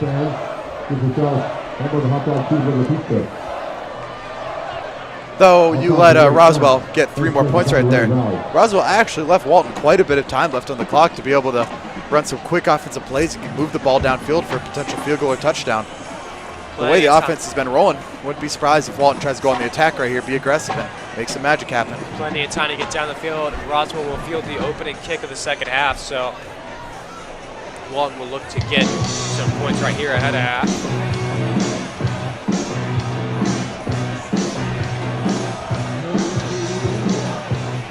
Number 20, Will Gonda, kicking off for the Hornets. Back deep for the Raiders. Hefner and Smith back deep ball. Alongside his partner, number 13, the captain, Mustafa Hustler. Student section's roaring right now for Walton. Good crowd out tonight. Gonda kicks it away. It's going to be fielded by Smith at the 4-yard line. Fake the pitch to Hefner. Gets outside again. Works up. He's at the 35, the 40, 50, 45, 40, 35, 30, 25, 20, 15, 10. Makes a move at the 5. Sutton Smith. Again, we told you they saw that on film all week. He fakes the pitch again to Hefner. Works outside. But there's a flag at the back of the play. We'll see if that is coming back. Electric return right there from Sutton Smith. Flag appears to be on Walton right here. Looks like the kick's coming back. So 1 minute left to play. Against the Raiders. Illegal block in the back on Walton. There's 1 minute remaining in this first half. Ball will be placed on the... Gotta love the aggressiveness right there from Walton, though. It worked earlier in the game and looked to it again. And though you had the flag right there, still I love the play call there. So, ball will be on the 24-yard line, a far cry from the 5-yard line that would have been. One last chance for the lucky Roswell fan, Kid 1050. If you're on the Roswell side, please check your ticket, Kid 1050. So Zach Roseman back in the game with Braylon Stokes. 1 minute left in the first half. One timeout in the back pocket for head coach Daniel Bruder. 4 receivers in the pattern. Roseman's going to hand it off here to Stokes, who gets upfield, gets first down yardage. Good start to the drive. They're trying to get on the ball here. We're going to play really quickly. That is good to move the chains. Clock stops with the first down. Stokes is taking on 35-yard line. Good for Raider first down. Roseman has trouble with the snap, looks right, slides down. So it's going to be second down and 10. Try to get on the ball again. Ball on the 33-yard line.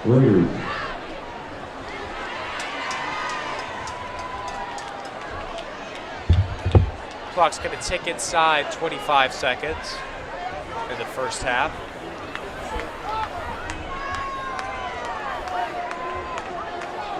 Nate Lyons is going to go way deep in the backfield. 12 yards behind the ball. And they are just going to take a kneel down, take this thing to the second half. So after the first half of play, Walton 24, Roswell 6. We'll see you back here at the start of the second half. Raiders 24, Roswell 6. Good time to stop by the concession stand. If you're not at the concession stand, I highly recommend your attention is focused on the halftime show by the award-winning Walton Raiders marching band. Can't wait for Mr. Chris Sumpsey to take over. The last chance, Roswell fans, 2-1-0-5-0. Lucky Walton tackle the south after 2-1-0-3-3. Your chance to win a brand new car tonight at Raider Valley. Don't forget Raider Valley. Mally and Trinity will be conducting a throw for the car after our great band performances. So stay tuned for the action.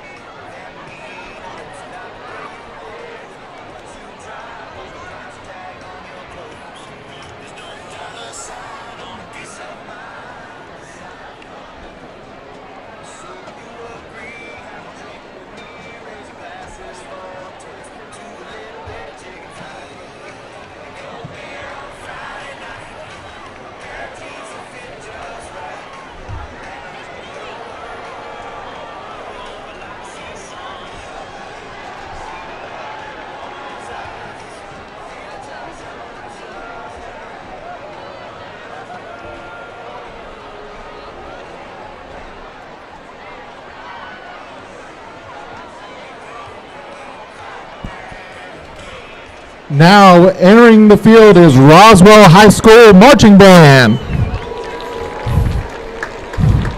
The band's 2021 production is titled Build This Dream Together, featuring music by Gautier, Muse, and Starship.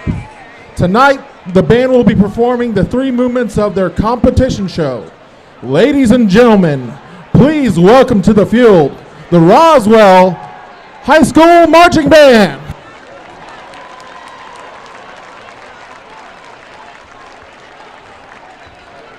Our band is under the direction of drum majors Molly Canty and Tyler Franklin. Drum major. Is the band ready?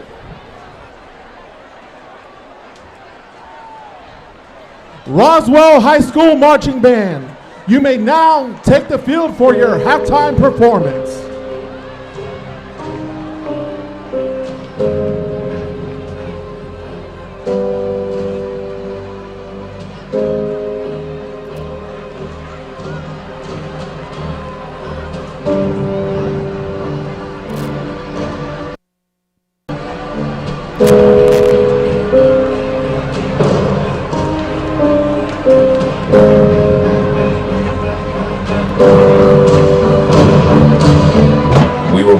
this dream together.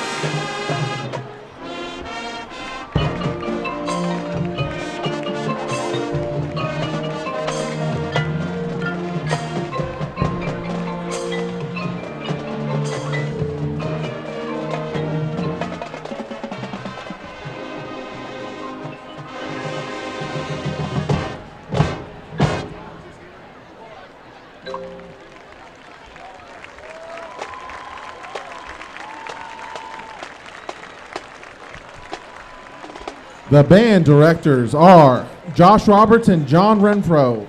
Drum majors are Molly Kenton and Skylar Franklin. Band staff are Marcus Hawkins, Patrick Cyphers, Todd Wilson, and Dr. Nathan Hudson. The band would like to thank all of our parents and friends here tonight for their support. We would also like to thank Dr. Robert Shaw, principal of Roswell High School, Dr. Mike Looney, superintendent of Fulton County Schools, and the Roswell High School Band Boosters Association for all their support. Thank you and good night.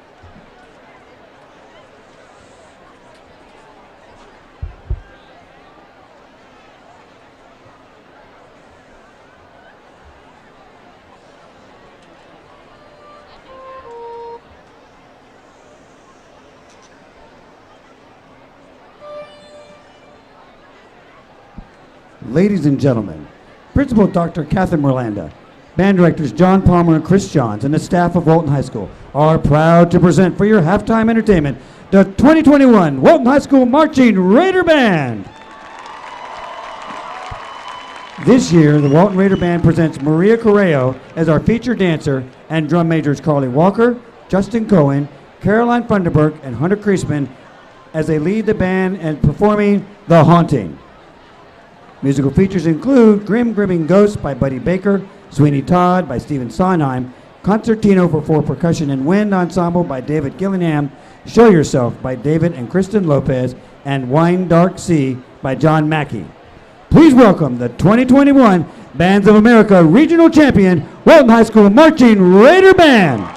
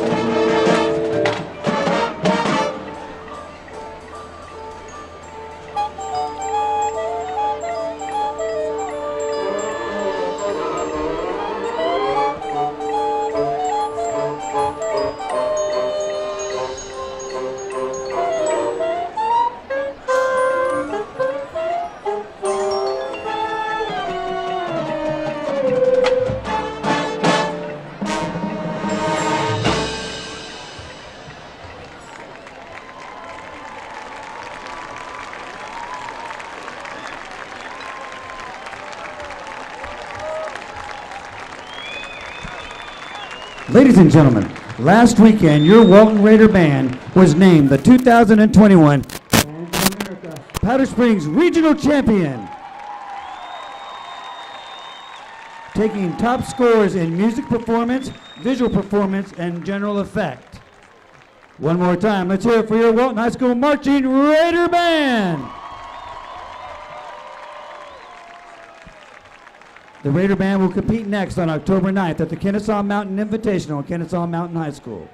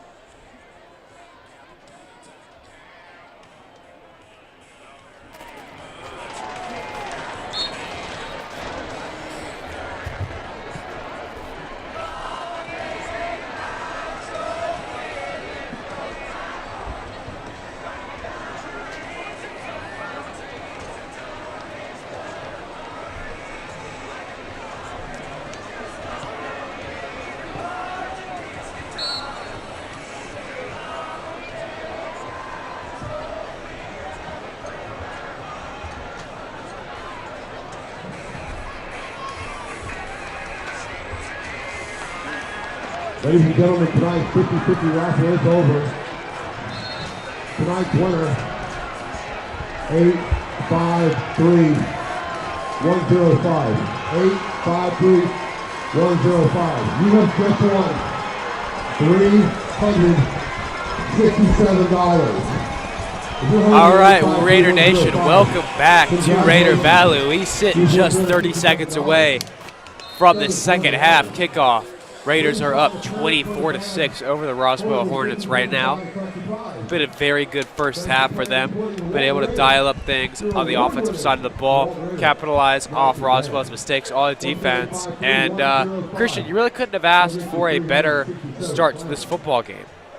No, absolutely not. I mean, if you're Walton, you're looking at both the offense and defense, and they've been rolling. Offense has been able to move the ball down the field, both in the air and in the run game. The creative play call has been there.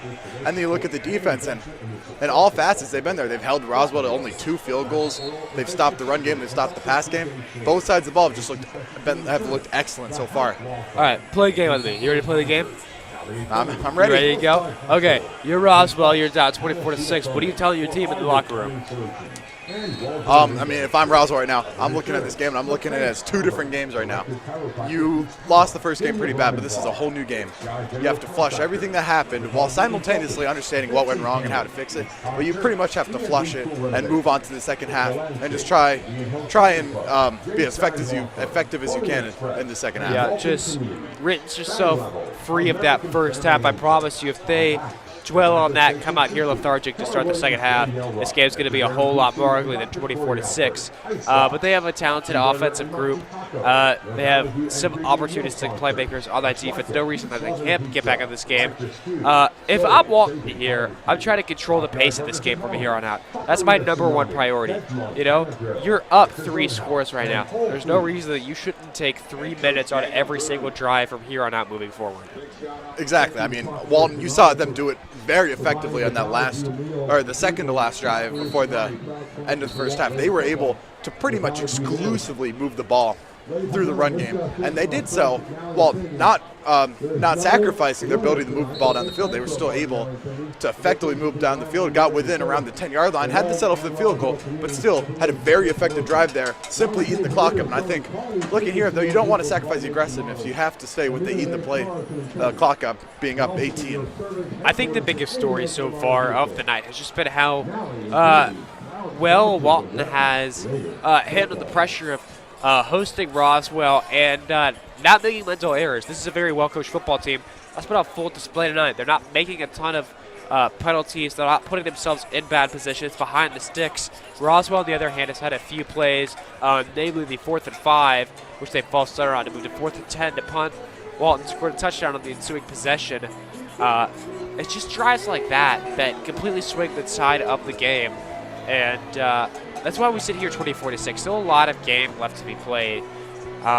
3 possessions in favor of Walton at the moment. We are sitting just about 38 seconds away from kickoff to the second half. Both teams have come out of the locker room and warmed up. Roswell's going to get the kick to start the second half. Looking at how you talked about the mental errors, I think the 2 biggest differences in this game between these 2 teams are energy and mental toughness and limiting the mental errors. You see it through the first half. Roswell oftentimes took themselves out of drives, both literally and physically, with the fumble and then some penalties that sent them back and out of first, taking the opportunity to get first down away. While Walton's maintained the energy throughout the half, and I think I can count on one hand how many penalties Walton's had. And it's not all 5 either. It's been super impressive to see how they've been able to lock in. Roswell had a tough blow early. They lost quarterback Robbie Roper. He has since re-entered the game, but he's still a little nicked up. You know, he's still thinking about that. Injured his hand. Oh, absolutely. That's going to stick with him through the rest of the game, even if he's able to tough it out. He's going to be feeling that, even if it's just a stinger. So Walton is going to kick off the second half. Lucian Michalet is going to get us underway here. Ethan Nation is back deep for the Hornets. On the other side, Chris Elko.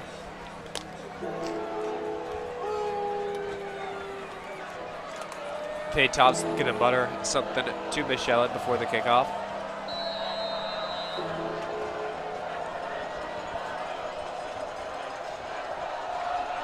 And we are underway. Second half football here. It's going to be fielded short of the 30-yard line. Colin Phillips going to be dragged down to the 31-yard line. I think one thing going into this defensive drive for Walton, I think one thing that's impressive is that you don't really have one player on defense that's been to stand out. Obviously, you've had Jalen Bethley making plays, big interception by Will Jordan. But still, it's been a very well-rounded defensive unit. Everyone's been doing their part, making the plays they have to. And that's why this very strong and high-scoring Roswell offense has only been held to 6 points through a whole quarter, contrasting the 40 points they scored in their last 4 games. It's pretty impressive by the defensive unit as a whole. As Christian mentioned, Roswell has not scored under 40 points in a game to date yet. Got Roper in shotgun, gonna hand off here. That is number 6, Ryan Hill, for a short gain.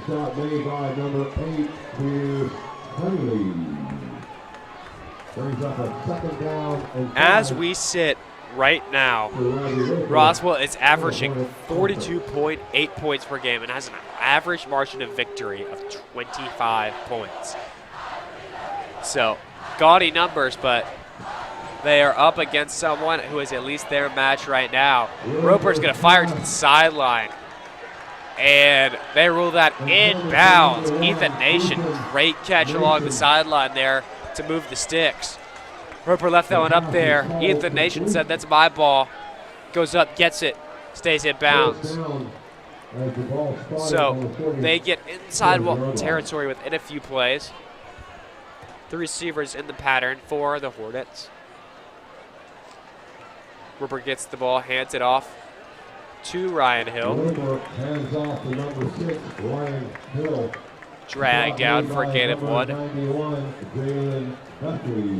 Great job right there by Jalen Bethley to able to sip that ball at the edge and drag him down before he could catch a hole and break loose right there. Bethley been all over the field tonight. Was banged up against West Forsyth. Fortunate to still be out there. It's been a big playmaker for Walton. Going to line up on the edge here. Roper in shotgun. Gives the handoff here. That is going to be number 14. Number 14, Niaki Davenport, breaking a tackle right there, showing his physicality. Moving the six there for Roswell. Really nice run. So nice methodical drive to start for Roswell. Not pushing the ball downfield too far, but stay within their own element. Really solid start. Currently at the Walton 34-yard line. Send Ethan Nation in motion. Roper gets the snaps, going to look left. He's going to fire left downfield. Throw it to Ethan Nation. Going to be overshot just a little bit. Wendell Gregory on the coverage. If you're Walton's defense right here, you've seen them. They've played incredible against this Roswell offense in the first half, but still, everyone on this field knows the firepower that this Roswell offense brings. So you cannot get lackadaisical here and get lazy. You have to stay intense, and you have to stay on top of things right here. High energy, and be able to stop this offense before it rolls. Know your assignment and execute your assignment. Great job by Gregory right there. Nation is really shifty in the open field. Really good in intermediate areas. So nice job to stay with it, force the completion. Roper's now going to throw it outside. That is number 14, Wendell Gregory again coming up on the stop. And he lit up Ethan Kright. Great hit from Wendell Gregory. Third down and long now. Third down and 9 for Robbie Raper and the Hornet offense. So third down and 9 now. Gregory's going to be matched up against Nation in that slot. Roper's going to sprint out right. He's going to look back left. Can't find anything he likes. And throws it downfield. That is going to be caught. What a play by Roper on the move. Can't find anything he likes. Stays with it. Finds number 2, Sean Spence, down the field. Super impressive right there by quarterback Roper. You saw Ethan Nation down the field. He was waving his hands. He thought he was open. Roper didn't see him. Continued to move the ball to the sideline, looked for an open man, and found a receiver right on the sideline to set up a 4th and short right there. Those sprint out passes are difficult when you don't find anyone immediately, so good job on the improv there. This is 4 down territory, 4th and 1 on the 25 for Roswell. 3 receivers in the game. Roper gets the snap, hands off here. And the ball comes out at the end. That is going to be ruled down. We'll see where that spot is. Chris Elko dove ahead, looked to have gotten it, and was down. So they're going to give the ruling in favor of Roswell. Super risky play right there, the jump over the line. You see, kind of popped out at the end. Officials ruled he was down by contact, but still, super risky right there. Going to move the chains regardless. Going to set up 1st and 10 now. Knocking on the door of the red zone. Sending Chris Elko into the slot. Roper's going to operate from the empty. He's going to look left and right, bail out of the pocket, and is just going to take what he can, gets outside for about a 2-yard gain, and is wrestled out of bounds by Loda Ugakwe. Taken out of bounds by number 44, Loda Ugakwe. Gain of 1 on the play. Step back. So going to be 2nd down and 9 now for Roswell. 10 minus 9 yards to go. This is a big set of downs right here for the Walton defense. Be able to stop him here and hold him to the field goal, or hopefully less right here. However, if they're able to convert, they get close to the 10-yard line, get within the red zone, and that's where they're able to make plays and score touchdowns, get back in this game. Roswell with only 2 field goals to show for their efforts so far. Roper gets the snap. He's going to survey, step up in the pocket, take off, gets the first down and more, slides down at about the 10-yard line. I've liked the decision making I've seen from Roper tonight. When nothing's there, he's taking off, he's picking up first downs, and it's positioned this Roswell offense really well. Knocking on the door of the end zone, 10 yards to go now. Absolutely, you have to love to see him even came out of the game earlier with what looked to be like a shoulder injury. He's able to stay pretty brave and courageous and able to put the ball on the ground and help his team move the chains right there. Super impressive.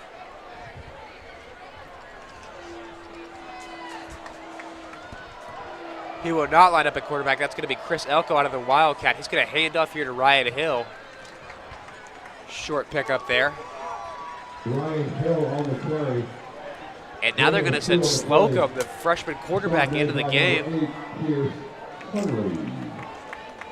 Number 15, K.J. Smith checks in for the Hornets. 24-6, Walton. 8 minutes left in the third.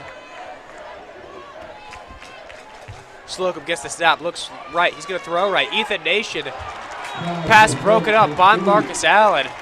Great breakup there from Allen. Breaks up a 3rd down and 8. Great job right there by Marcus Allen. You see a lot of star power in that matchup right there between Marcus Allen and Ethan Nation. And Mark was able to win that star-studded battle right there. Great play by the senior. Forces a 3rd down and 8 for Roswell. Slocum at quarterback, 3 receivers at the bottom of your screen. Got to send Chris Elko out in motion. Slocum looks left. He's going to fire left. It's going to be popped up in the air. Looks like Ethan Kreit had a chance. Couldn't bring it down. Some dirty laundry on the field. Stand by for the call. Illegal shift against Roswell is the call. Walton is going to decline it. Breaks up a 4th down.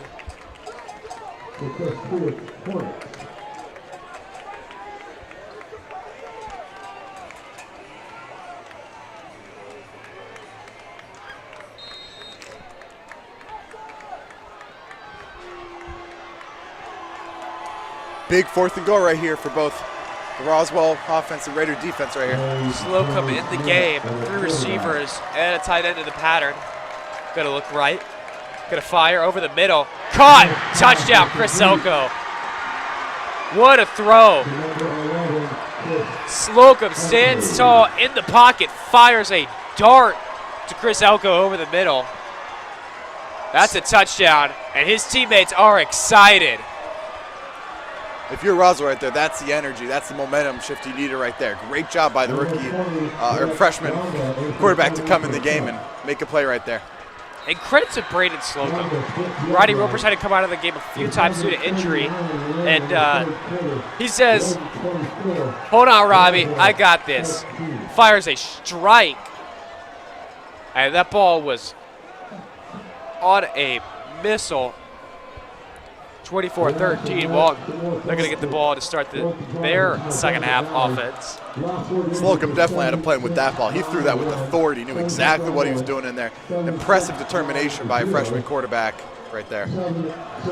So 7:39 left to go in the 3rd quarter. Live from Raider Valley, you are listening to the Raider Vision broadcast. I'm Evan Kroll alongside Christian Dart. Walton leads 24-13. And we are in a TV timeout right now, so we will see you on the other side of that.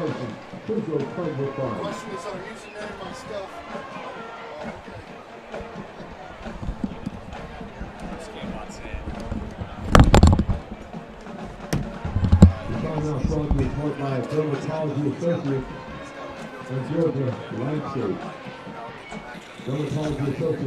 and Georgia Landscape. Cross the border to Walton Raiders football.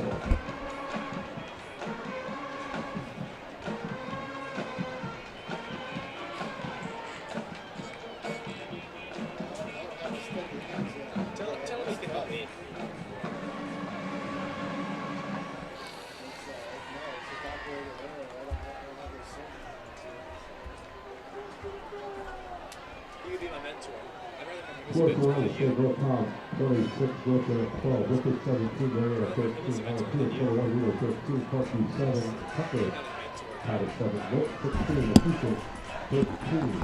All right, we are back. Sutton Smith and Mustafa Hefner back to field the kick from Brett Gonda. Number 20, Brett Gonda. Walton, the offense, really focused on establishing the run towards the end of that second quarter. We'll see if they stick with that formula here. Gonda set to kick it away. Well, this will be our first look at the Walton offense this half. Oh, and it is an onside kick up the middle. And it looks like Roswell has it. Great kick there by Brett Gonda. And that looks to be just what Roswell needed. If it holds up, that it's their ball. Still sorting it out. Joey gets to the bottom of that pile. And it is Roswell football. Great play by Brett Gonda. Great kick up the middle, caught Walton off guard.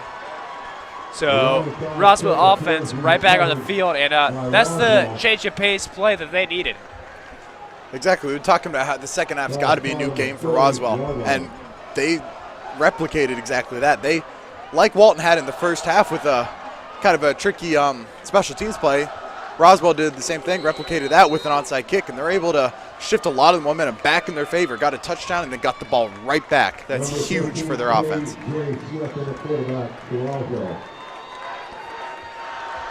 So Brandon Slocum in shotgun. Got a handoff here to Ryan Hill. Ryan Hill up the middle, lowers his shoulder, gets toward the first down marker. Brandon Slocum looked very impressive in his first real varsity action so far. Has had a few snaps in other games, but this is an extended run for him. Looking ahead of him, you would hardly tell he's a freshman the way he's been so calm and collected with all his actions. Very composed so far. Sending Ethan and Nation in motion to hand off to Ryan Hill. Ryan Hill's going to break off first contact, get upfield, move the sticks. He's going still. Ryan Hill is inside the 20-yard line. And all of a sudden, this Roswell crowd has life. Just 5 minutes ago, Walton led Roswell 24-6. Now it's 24-13. Roswell's in the red zone again, threatening to score.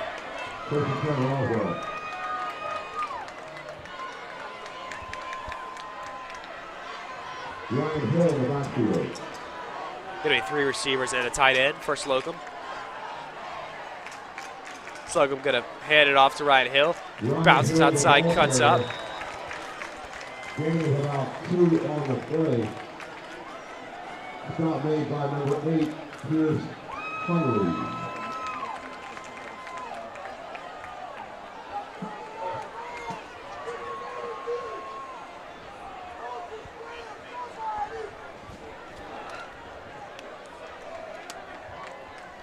Brandon Slocum and shotgun once again. Operated almost exclusively from there today. Gonna fake the handoff, throw over the middle, tipped up in the air, picked off. Oh, incomplete rather. My bad. Got a little overzealous on that one. My fault. We have an injured Raider down. Looks to be Jalen Bethley. We'll step away for a second while he receives attention.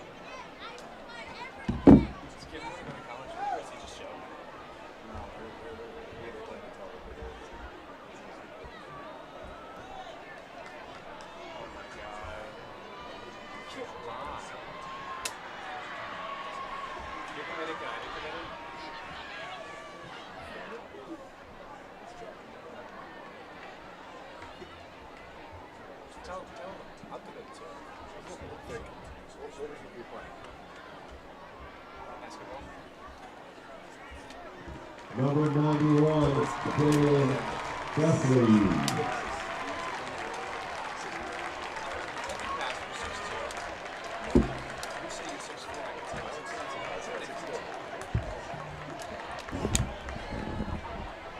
Third down and 9 for Roswell.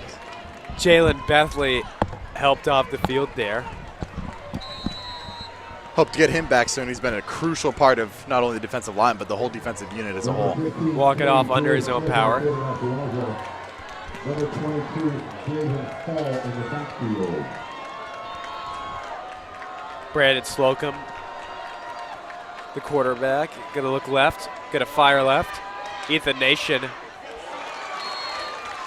Pass sails out of bounds. Will Jordan on the coverage. Great coverage from Will Jordan, making sure to stay physical without drawing the flag. Exactly, that's great coverage by Will Jordan there. Able to keep the hand fighting to a minimum, played straight up physical coverage, and was able to prevent that pass from being completed. Number 20, Brett Gonda, into attempt a 34-yard field goal. Going to bring out a field goal try for Roswell. We had a man down clearing the area. Number 15, Marcus Allen.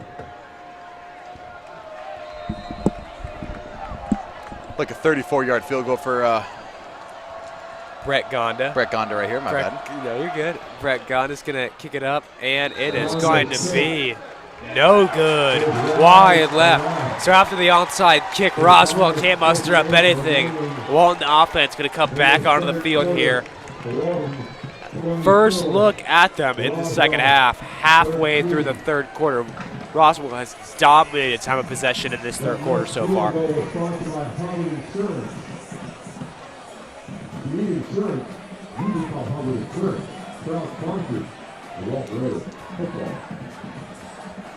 Okay, if you have a ticket for the Valley City ticket draw, listen to the last name 7690. 7691. 7719. And finally, 7721. Here we go, once again, 7691, 7690, 7719, and 7721. Thank you to our friends at Valley City for your sponsorship of Walton Raiders football.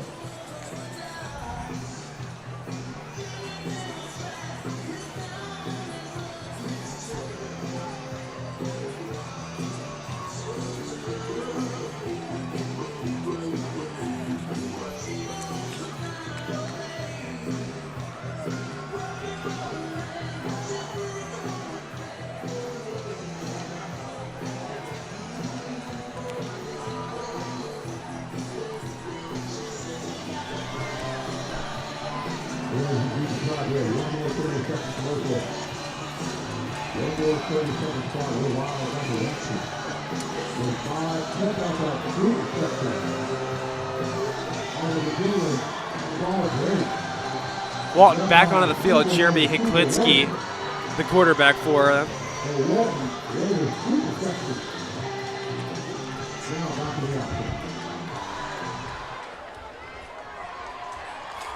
Braylon Stokes to the left of him.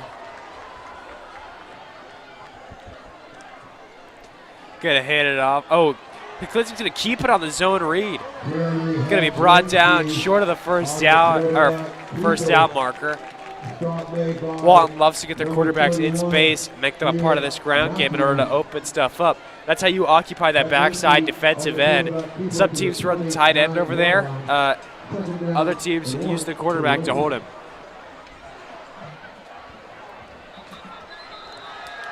Gonna be a flag coming in. Looks like false start rather on the offense.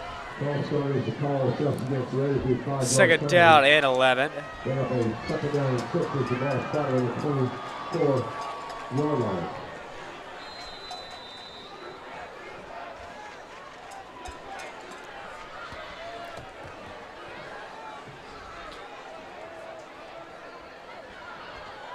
Going to give it to Braylon Stokes, who gets outside, makes up for the lost yardage. A few yards short of the first down. Sutton Smith's going to check in for Stokes on 3rd down and 1.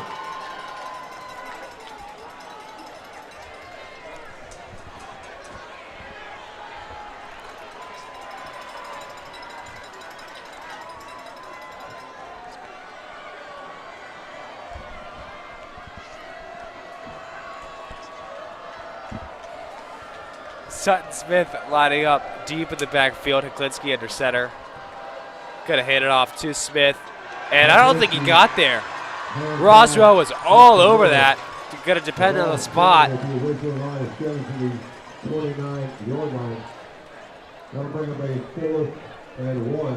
Walton's gonna punt it away. They were marked short. 4 minutes left here in the 3rd quarter. Disappointing drive for the offense right there. After being able to reel after the onside kick and force a missed field goal, you're hoping to get some yardage, at least extend the clock a little bit. Ben Stoddard on to punt. Gets it away. Nice one right there. Gonna take a Walton bounce. Inside the 25-yard line, down at the 24. How about that play by Brown, rolling with the punt? A 38-yard punt for those of you keeping track at home or on the World Wide Web.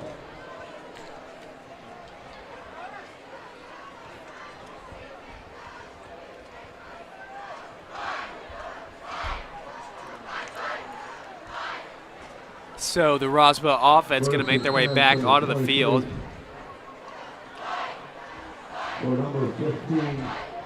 Brandon Slocum still in the game, so Roper nursing that shoulder injury. Gonna say Chris Elko in motion to score the touchdown on the last drive. Slocum's gonna look and fire. That is caught. Ethan Kright in a tight window comes down with it. Great ball by Slocum. Great catch and concentration by Kright. It's good for 9 yards, 2nd down at 1. Kreit's going to be isolated at the bottom of your screen against Will Jordan. He's had a great day covering. We're going to fake the handoff. Slocum's going to take it himself. He's going to make a cut, get upfield, and move the sticks. A lot of composure from this young quarterback. Brandon Slocum's putting on a show in the 2nd half. This showing by Slocum has been very reminiscent of Zach Rosman's first game his freshman year against North Gwinnett, when he came in a tough situation against a good team and played very great. Roseman went on to lead Walton to a victory after Austin Kirksey went down with an injury. Kirksey is now a quarterback at the University of Georgia. Clock creeps inside of 3 minutes here. Gonna be a 2nd down at 6.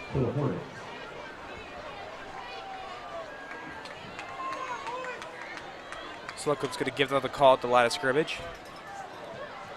3 receivers in the pattern, 2 to the bottom of your screen, 1 to the top. The lone man is Ethan Nation. Going to hand it off here to Ryan Hill, who gets lit up by A.J. Brown. A.J. Brown lays the hammer. More importantly, he stops him short of the 1st down marker to force a 3rd down and short.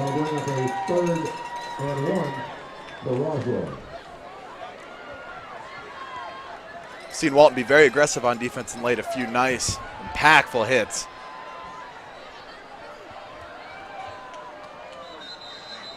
Gonna be some flags thrown. Possibly early movement on the offense. That would be correct. 3rd down and 6 now. And man, that hit from Brown. This isn't a Home Depot, but he laid the lumber right there. Massive hit. Felt the vibrations up here, didn't we, Evan? Yep. 3rd down and 6.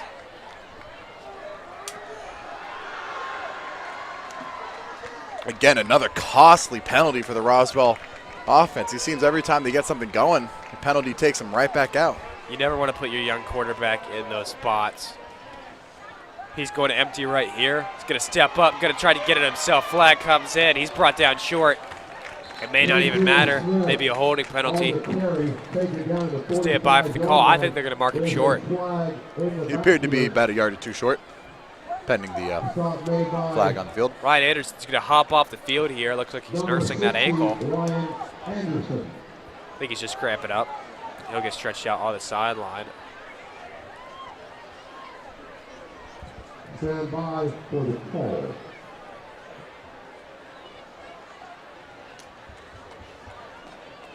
See what the flag was for on this previous play. Holding is the call. Holding against way Roswell. back. The ball will be spotted around the 27. Third down and 16. Not ideal. We'll see what they can do here. Again, had a 3rd and 1, a very close 3rd down. Have a false start in the center back 5 and then a holding the center back 10. That's a 15-yard swing and what looked to be a promising drive for this Roswell offense. If you think back with me to that first drive with Slocum in the game, he had a deep pass to Ethan Kreit. Looked like they were going to keep that vertical passing game going, but they just haven't since Roper exited. He's going to get the snap here, 3rd and 16. Slocum survey, steps up, got to run again. And this time, I mean, he is right there. I think he got it. It's close, but it appears they're going to give him the first down. Chains are moving. Great play by Brandon Slocum. Didn't see anything he likes, took off, smartly got down at the first down marker. Moves the chase for the Hornets. They're going to stay empty right here. Super impressive by the young quarterback. Inside, 1 minute now in the 3rd quarter. Slocum rifles it outside. Caught. That is number 12, Dylan Williams. And Slocum's got him going no huddle. Up tempo now for this offense. Really impressive. No one in the backfield for him. He's just doing this by himself. Yeah, the composure to take a 16-yard run, a few hits there, and then get right back up and fire an 8-yard pass. Super impressive for such a young quarterback. Promising future for him. Ethan Nation's going to come in the backfield now. He's going to motion out wide. And Slocum's going to take off again. And he's got the first down. Gets outside. Moves this chains again. Clock stops. 19 seconds left. Let's see if they get up to the line and try to run a play before the quarter break.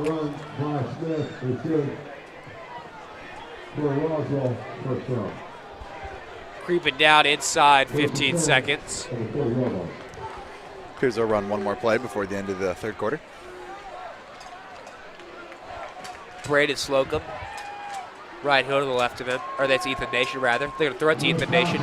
He gets upfield and cannot break the tackle. Loda Ugokwe, great open field stop. Put your 4s up, Raider Nation. We're ahead of the 4th. You got Raider Vision. Walton 24, Roswell 13. Third quarter sponsored in part by Walker. I think that's really good call. I'd really like to thank our sponsor, Wine City Locations in Atlanta, and then in the city, and Roswell City. Everything's a good promotion. Wine City is a leader in selling quality cities to those vehicles in all Mason models. And we're related cars from City. They can also be the service headquarters to any Mason model. Stop by and visit Valley City near you.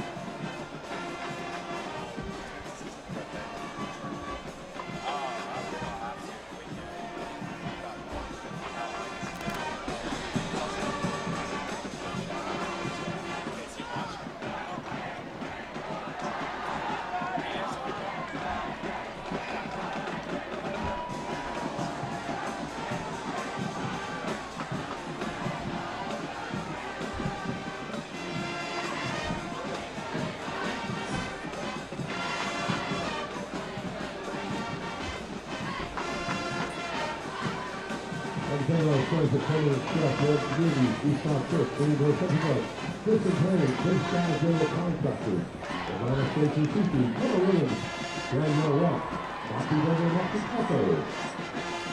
Once again, a big shout out to our friends at Taco Wilson Bonnet, South Sponsors of Valley View.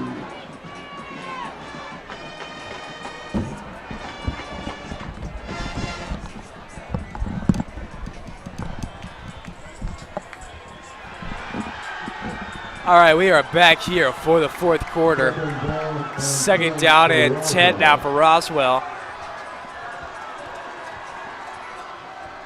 11-point game right here. That's a whole new ball game right here, especially with Roswell in Walton territory. Touchdown here, put it to a 4-point game. They're going to send, I believe that's number 2, Sean Spence in motion, throw it out to Chris Elko. Brought down immediately, 3rd down and long now for the Hornets. One thing I've noticed is there's been super impressive open field tackling by Walton in the second half. They've been not only able to stop them, but also lay a few big hits. Not a lot of big gainers off missed tackles for this Hornets team. One thing that I've been really impressed with so far is how they've kept Ethan Nation in check. He's one of the nation's best. Hasn't really exploded for that big play yet. Something to keep an eye on as we go deeper into this 4th quarter. I expect Roswell to try and utilize their best weapon throughout this 4th quarter. He's lining up in line right here. Slocum gets the snap. Gonna step up one more time. Run it again, why not? Gets up, takes the contact at the 20-yard line. This is the Braden Slocum show, Christian. Second half play, moving the chains, balling. Absolutely. I mean, he's been poised throwing the ball, but his ability to improvise and scramble out of the pocket and get big gains is it's truly impressive. Brandon Slocum gets the snap, rolls outside, looks outside, fires outside, caught. Sean Spence out of bounds. 2nd down and 7 now. Hornets really close. 11-point ball game. Controlled the ball for the entire second half. Walton's had but 2 possessions. Both of them stalled out so far. Maybe even just 1. I think I could be remembering that incorrectly. I think they may have only had the ball 1 time the second half. Correct me if I'm wrong. But bottom line is they really haven't seen a lot of offense in the second half. I believe just 1 time because of the onside kick. Brandon Slocum, 2nd down and 4. Looks right, throws right, caught. That's his tight end, number 34, Zeke Moore. 3rd down and short now. 3rd and 1. We'll see what they do here. Minus the first possession of the second half for the Roswell's offense. Walton has had great red zone defense, holding Roswell to just 2 field goals. Hopefully they can maintain that trend here with a 3rd and 1 at roughly the 11-yard line. Chris Elko in the ballgame now. If you recall, the last time they had a short yardage play, he dove over top for the 4th down conversion. Going to send Zeke Moore in motion. They indeed hand the ball off to Elko. He indeed dives ahead. Trying to mark him short, it appears.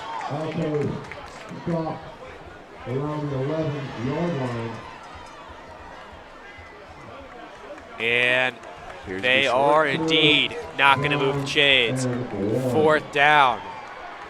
Interesting play call right here for Roswell's offense. Do you take your points now on the field goal, or do you be aggressive and try and go for it here on 4th and short? Cooking the field goal, making it a 1-possession game. They're going to opt to stay on the field.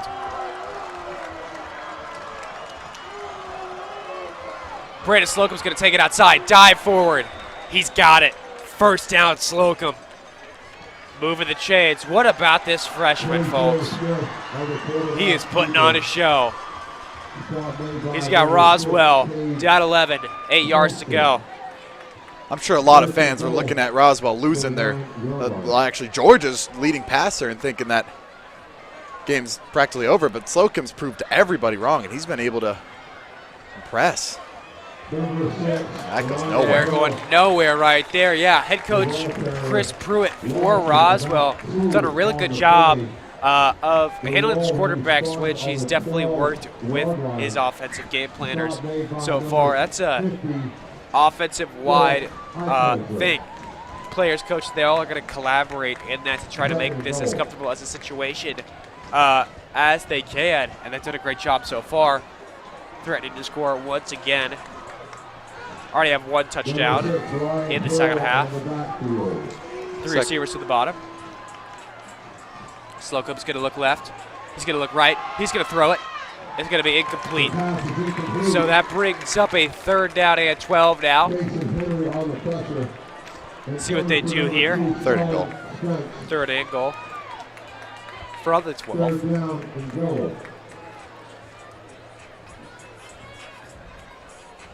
8:31 left here in this 4th quarter.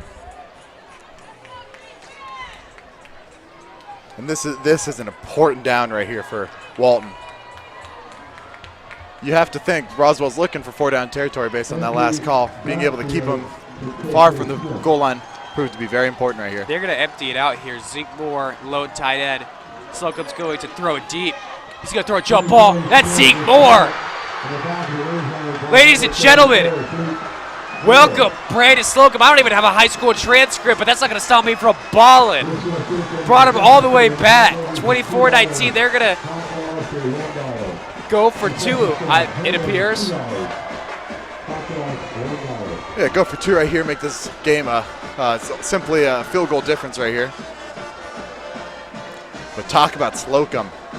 Hasn't even been in high school for 2 months, and he's been showing out today in his first real minutes as a high school quarterback. Super impressive. Great adjustment there from Zeke Moore. Kind of a lollipop in the air. Held his ground, found the back of the zone. Great catch. Good concentration to hold on. They're going to go for 2 here. Great job right there by Slocum, reading his receivers and surveying the whole field and finding the open man right there. Wide open in the back of the end zone for an easy touchdown. 3 receivers in the pattern. Zeke Moore in the big slot.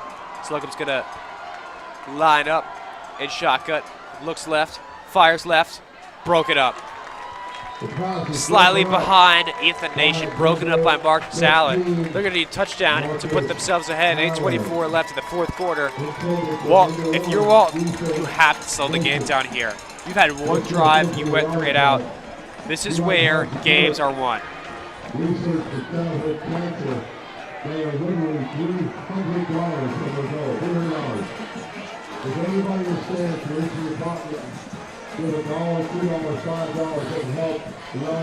As a viewer, you couldn't hope for a better result here. Roswell was able to cut the lead to less than 7 points. 1 possession game right here with 8:24 left in the 4th. This is now a ball game. When the Raiders and the Hornets play, interesting things are always going to happen. They played for the region championship 4 years ago back here in Raider Valley. Roswell won that game on a block kick. They went to overtime last year. Had a close finish at Roswell High School 2 years ago. And Walton up 24-6 at half in this one. Roswell has scored 13 consecutive points to put themselves back in this. Still plenty of time to go. Shout out to Andy Cummings, Charlie Nesbitt, Paul Kurd, John Ford, Mark Ingraham. The way Roswell's offense has been moving over these past few possessions, if you're Walton, you have to be thinking about getting some points here. It seems in the second half, this Roswell offense has been pretty hard to stop.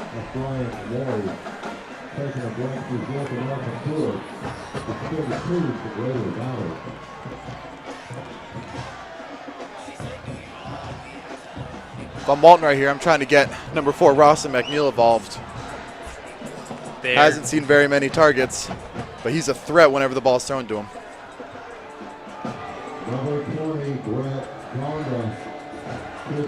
They're going to line up here, should be prepared for the onside just in case, as they checked one last time.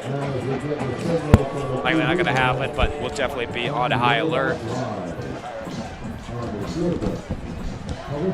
I've been informed that Walton's only had the ball for 1 minute and 50 seconds throughout the second half. If they want to stay in this game, hold their lead, they're going to have to change that. Time of possession, we talked about earlier, is crucial in a game like this.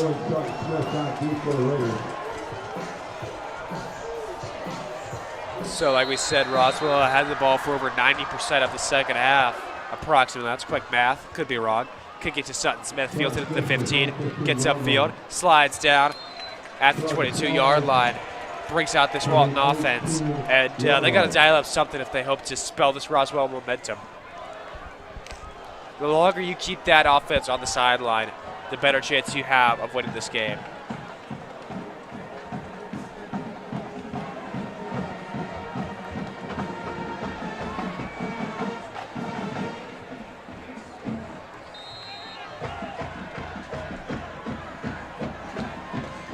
So we have Jeremy Heklinski in the game. Sutton Smith in the backfield. Heklinski going to line up under center.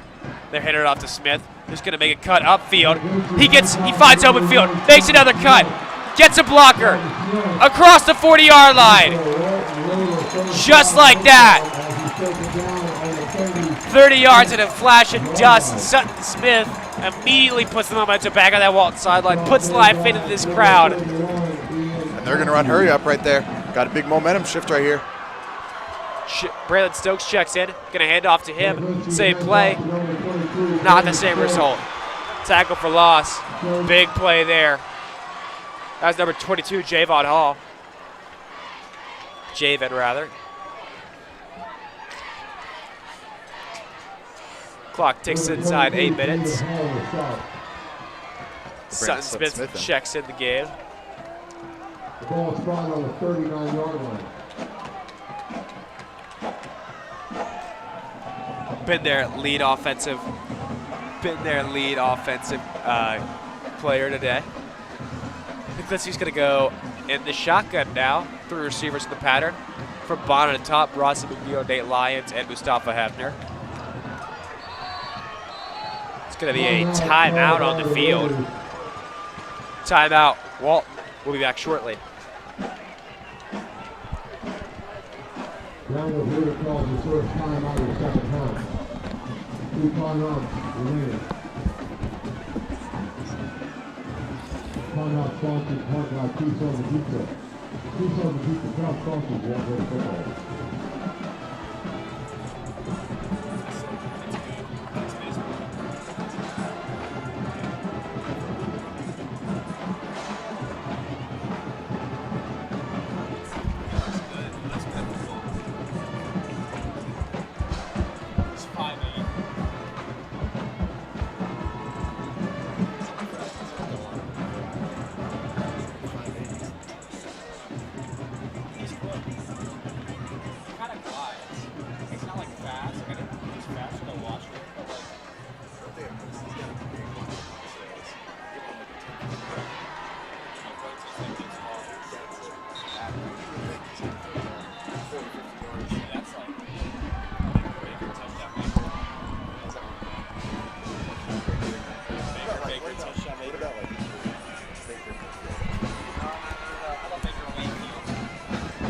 All right, we are back here. Walton spent their first time out of the second half. 3 receivers trips to the bottom of your screen. Roswell has crowned that box, only 1 deep safety. Sends Sutton Smith in motion. Gonna throw an orbit screen out to him. He gets upfield, makes a cut. Don't let Sutton Smith find the open field, or you're gonna get burnt. That's 2 almost first down pickups for him. He had the big run to start the drive. And just let that clock keep running. Got it at about 8:50, now inside 7 minutes. Seems like Sutton only needs a few blockers and inches of space to make a move, and quick burst of speed, and he's gone. Again, talked about it all night. Short area quickness. You can't get him down in space. Really, really shifty. Usually needs multiple defenders to be taken to the ground. They're going to move away from that trip look, put Hefner in it. Lions up to the top of the screen. Roswell's going to shift the defensive line, hand off to Smith, bounce outside, bounce back inside. Finds first down yardage. Let that clock bleed inside 6 minutes. All about ball control right now. Coming into this drive, Christian told you, they'd only had the ball for 1 minute and 50 seconds in the second half. They've gone on about a 2-minute drive now. Just keep letting it chip away, keep letting it chip away. The longer Braden Slocum's on the sideline, the better it is for you. As I discussed before the start of the game, one of the keys going into it was establishing the run game. And a lot of these drives, you see Walton unable to establish a run game, and it's a quick 3 and out or only a few downs. Gonna hand off to, zone read actually. They ran that a couple times. Jeremy Klinsky reading up backside end. A lot of teams that don't have mobile quarterbacks are gonna have tight ends block that backside end in order to get them away from the running backs. But if you run a couple zone reads, backside end's gonna have something to be occupied about with that quarterback option.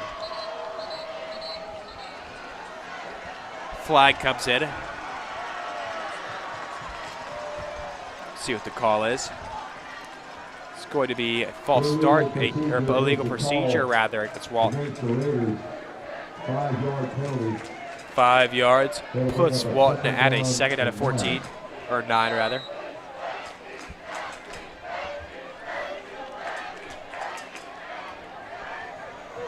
Got 1 tight end, 1 running back in the game. Ross McNeil lining up just over tight end Hunter Teal. Miklinski looks left. Gonna move right.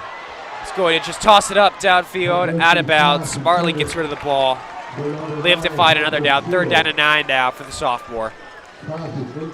One thing I saw right there was junior running back Braylon Stokes able to fend off one of the two defenders applying pressure right there. If he's not able to get a nice block, you have to imagine that's probably a 5, 6, 7 yard loss. Yeah, it's a good point out right there. If you want to play 3 downs, you better be willing to pass protect as a running back, because the way offenses are moving now, that's what you're going to be doing a lot of the time. You better be able to catch the ball, obviously run the ball, but pass protecting, being able to hold leverage and win those battles just for a second against defensive ends is so crucial.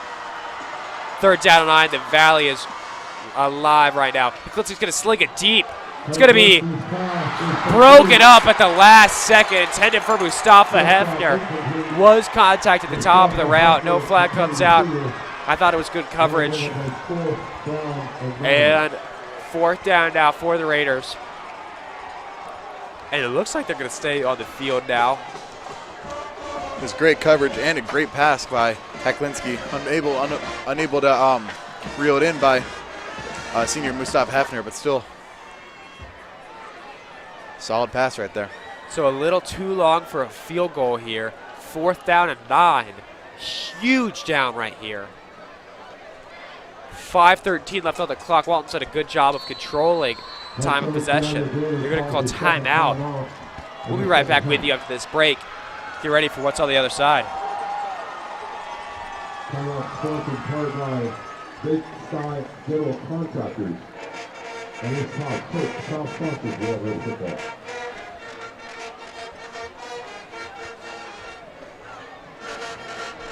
Rider hamburgers now on special $2, hot dogs $1. The contestant stand. No reason to leave. Raiders out of hungry. Stop by, grab yourself a dozen hot dogs and maybe half dozen burgers to go. There's that great. Stock up. Oh, we're getting good.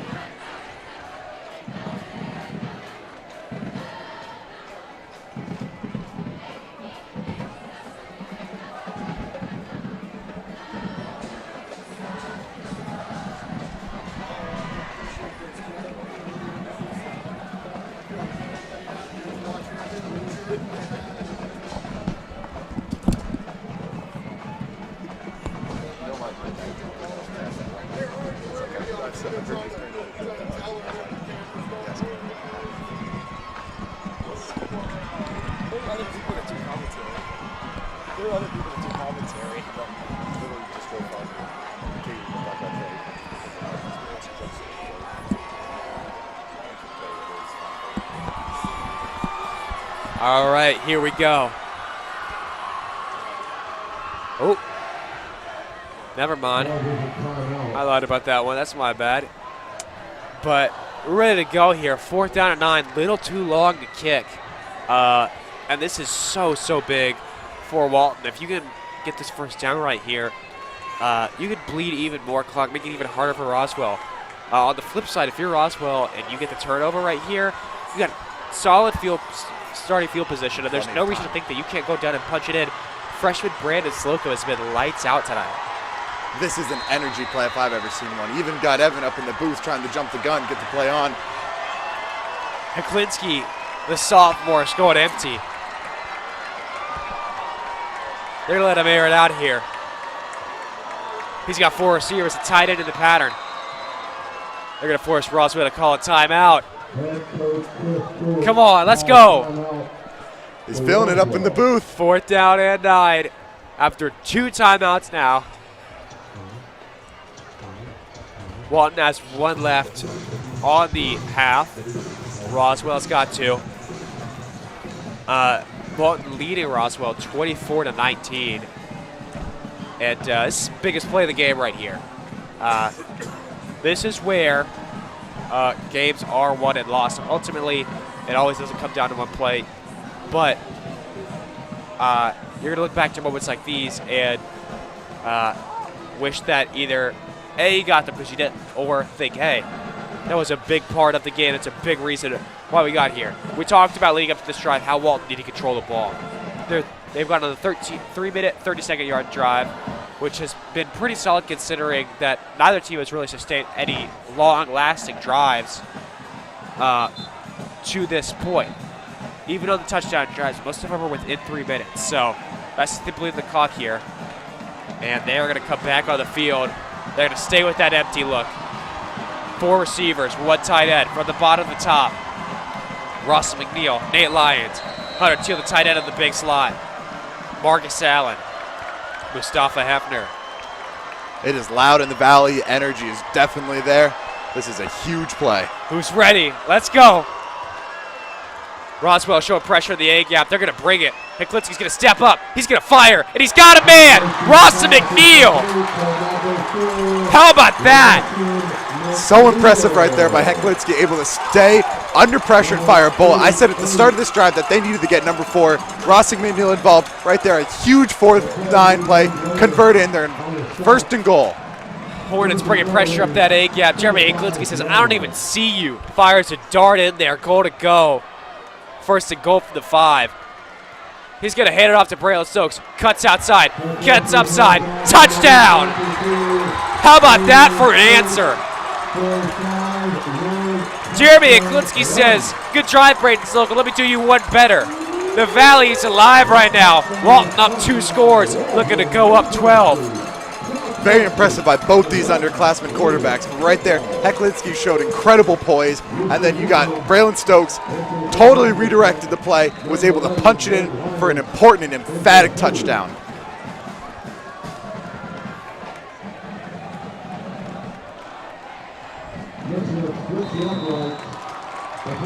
Kick's going to be good. 31-19. So we'll see what freshman Braden Slocum and this Roswell offense can do. Looked so impressive in this second half. 13 points to date. And credit to this Walton defense. We've already talked about they've scored 40 or more points in every game this season. Average margin of victory, 25 points. Well, that's not the case tonight. Defensive coordinator Tim Ewing told me in the lead up to the game, their target is always give up 17 points. That's where this defense wants to be. Is that always realistic, especially with the spread offenses now? No, but it's that goal.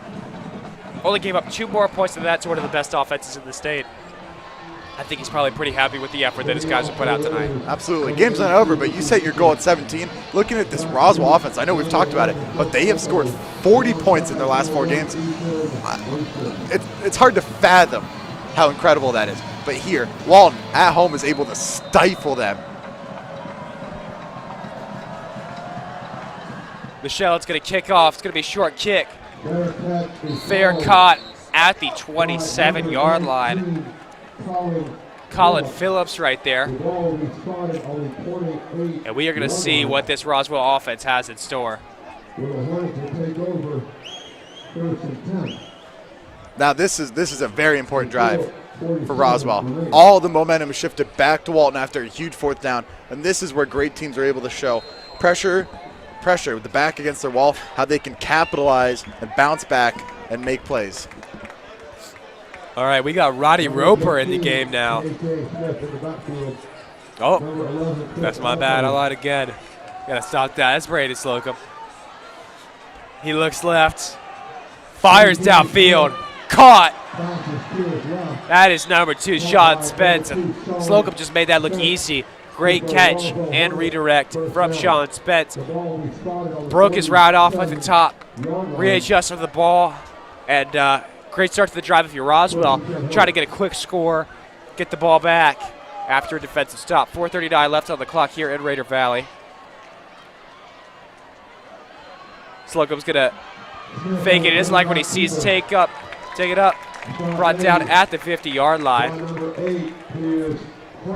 Hornets looking to stay undefeated on the season. Walton looking to bounce back from their 51-36 loss against the West Forsyth Wolverines.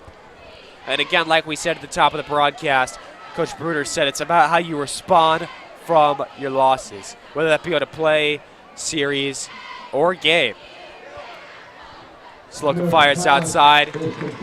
He finds number 11, Chris Elko. Elko caught a touchdown pass from Slocum earlier. Another big third down deep in the Walton territory right here. You have to imagine down by 12, it's pretty much fourth down Terry from here on out. So don't necessarily need it all here, but would love to have it.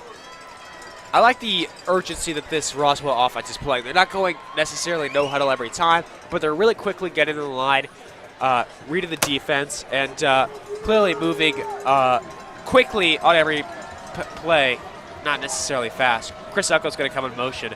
Slocum's going to fake the handoff, fire outside. That's Zeke Moore. He's got the first down. Delivers a big hit at the end of that play. That's a first down. They're going to move the chains. What I've liked to see from both these offenses, how many times you see a man in motion before the snap. It's been really cool to see both the offensive coordinators drawing up very creative and unique plays to keep the defenses on their toes. Again, that horizontal motion is so key, getting defenses moving east to west. And it really is a great identifier for young quarterbacks. They're going to get some more of that. They're going to fire upfield. That's Chris Elko. He gets a block, breaks a tackle, gets down to the 15-yard line, just dragged down. That was number 7, Ashton Woods on the tackle, who's going to come up limping off the field. Woods is one of the leading tacklers for this defense. And he's going to sit down, wait for the injury timeout. It appears there's a flag on the play. Roswell's marching back to the original spot. This would be a massive penalty. That was a great pickup by Elko. Absolutely.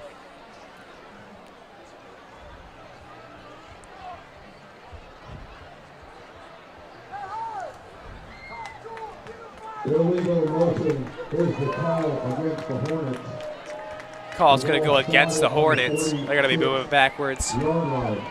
I know we've talked about this a lot, but these penalties are drive killers if I've ever seen one. You get a big, what appeared to be about a 20, 30-yard gain into the 10-yard line, and just like that, the penalty brings them way back. You cannot have that if you're a team down 12 deep into the fourth quarter. They're going to be at the 46-yard line. Slocum is under center, or in the gun, rather. Fires outside. Fives number 17. Ethan Kreit gets back to the original line of scrimmage. Third down and 10 now. That'll bring up a second down and long 8. Second down, rather.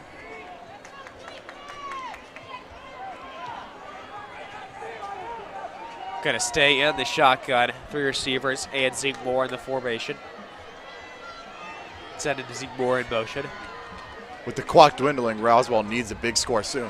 Slocum's going to test him downfield. That ball's caught. Sean Spence is having a night. Consistently getting open. Had that big play to sprint the touchdown drive earlier in the first half, or second half rather. He's going to go to the slot now. Zeke Moore's playing big slot. See Slocum drop a dime in a pretty tight window right there. Slocum's going to step up in the pocket, fire downfield. That is intercepted. That is number 13, Mustafa Hefner, the wide receiver checking in on defense. He said, give me that. That's a ball game. 3 minutes and 3 seconds left. Walton looks to put the finishing touches on the rebound victory. A huge play right there. You drive Slocum out of the pocket, make him have to make a pass on the move, forces something up, and you have number 13, senior Mustafa Hefner there to snatch it up for an easy interception. Now if you're Walton, you're in the driver's seat right here. Now all you got to do, up by 12, a 2-possession game, is just drain the clock. Zach Roseman going to check into the ball game. Been a real run threat all day. Like we said, he's a legit 18 to 20 carries in a high school if they wanted him to be. Going to hand it off here to Sutton Smith. Makes a cut, makes another one. Gets 7 yards. He gets to bring a big one at any time, folks. Good. Clock's going to run inside 3 minutes. They're going to look to tie this one up. Walton, after losing 51-36 2 weeks ago, refocuses off the bye. It has really, really looked impressive against one of the best offenses in the state. Again, a lot of that's because Robbie Roper left with a shoulder injury, leading passer from the state of Georgia. That's always unfortunate. But you can only play the guys that are in front of you. And they've done that tonight, and they've done that well. Roswell has 19 points to show for it. Their previous low on the season, 40. I think another important thing looking at that West Forsyth game was how Walton, like this game, jumped out to a big lead early. However, the difference in this game was Walton was able to buckle down coming down the stretch and was able to play a full 4 quarters of football, which drove them to what appears to be a victory barring any crazy setbacks. You got less than 2 minutes now. Huge third down here. Third down and 3. Roseman in the gun. Stokes to his left. Keeping it on the ground. Zach Roseman. A little short. 4th down and short. And they're going to stay on the field. 3rd down and short. 4th down and 1. 4th down and short. Excuse me. No problem. They're going to stay on the field here. Risky play here. Clock ticks inside 1 minute.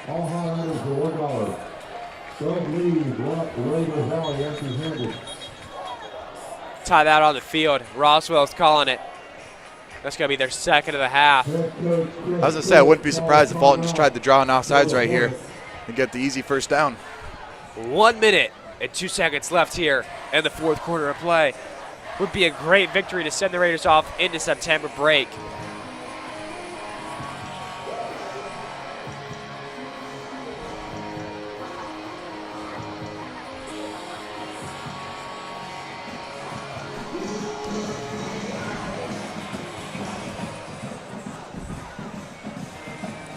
So Roswell defense is coming back out on the field for what will be a crucial 4th down play.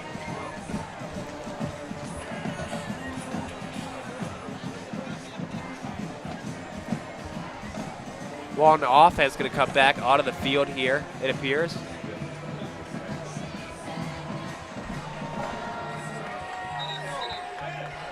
A.J. Brown checks in.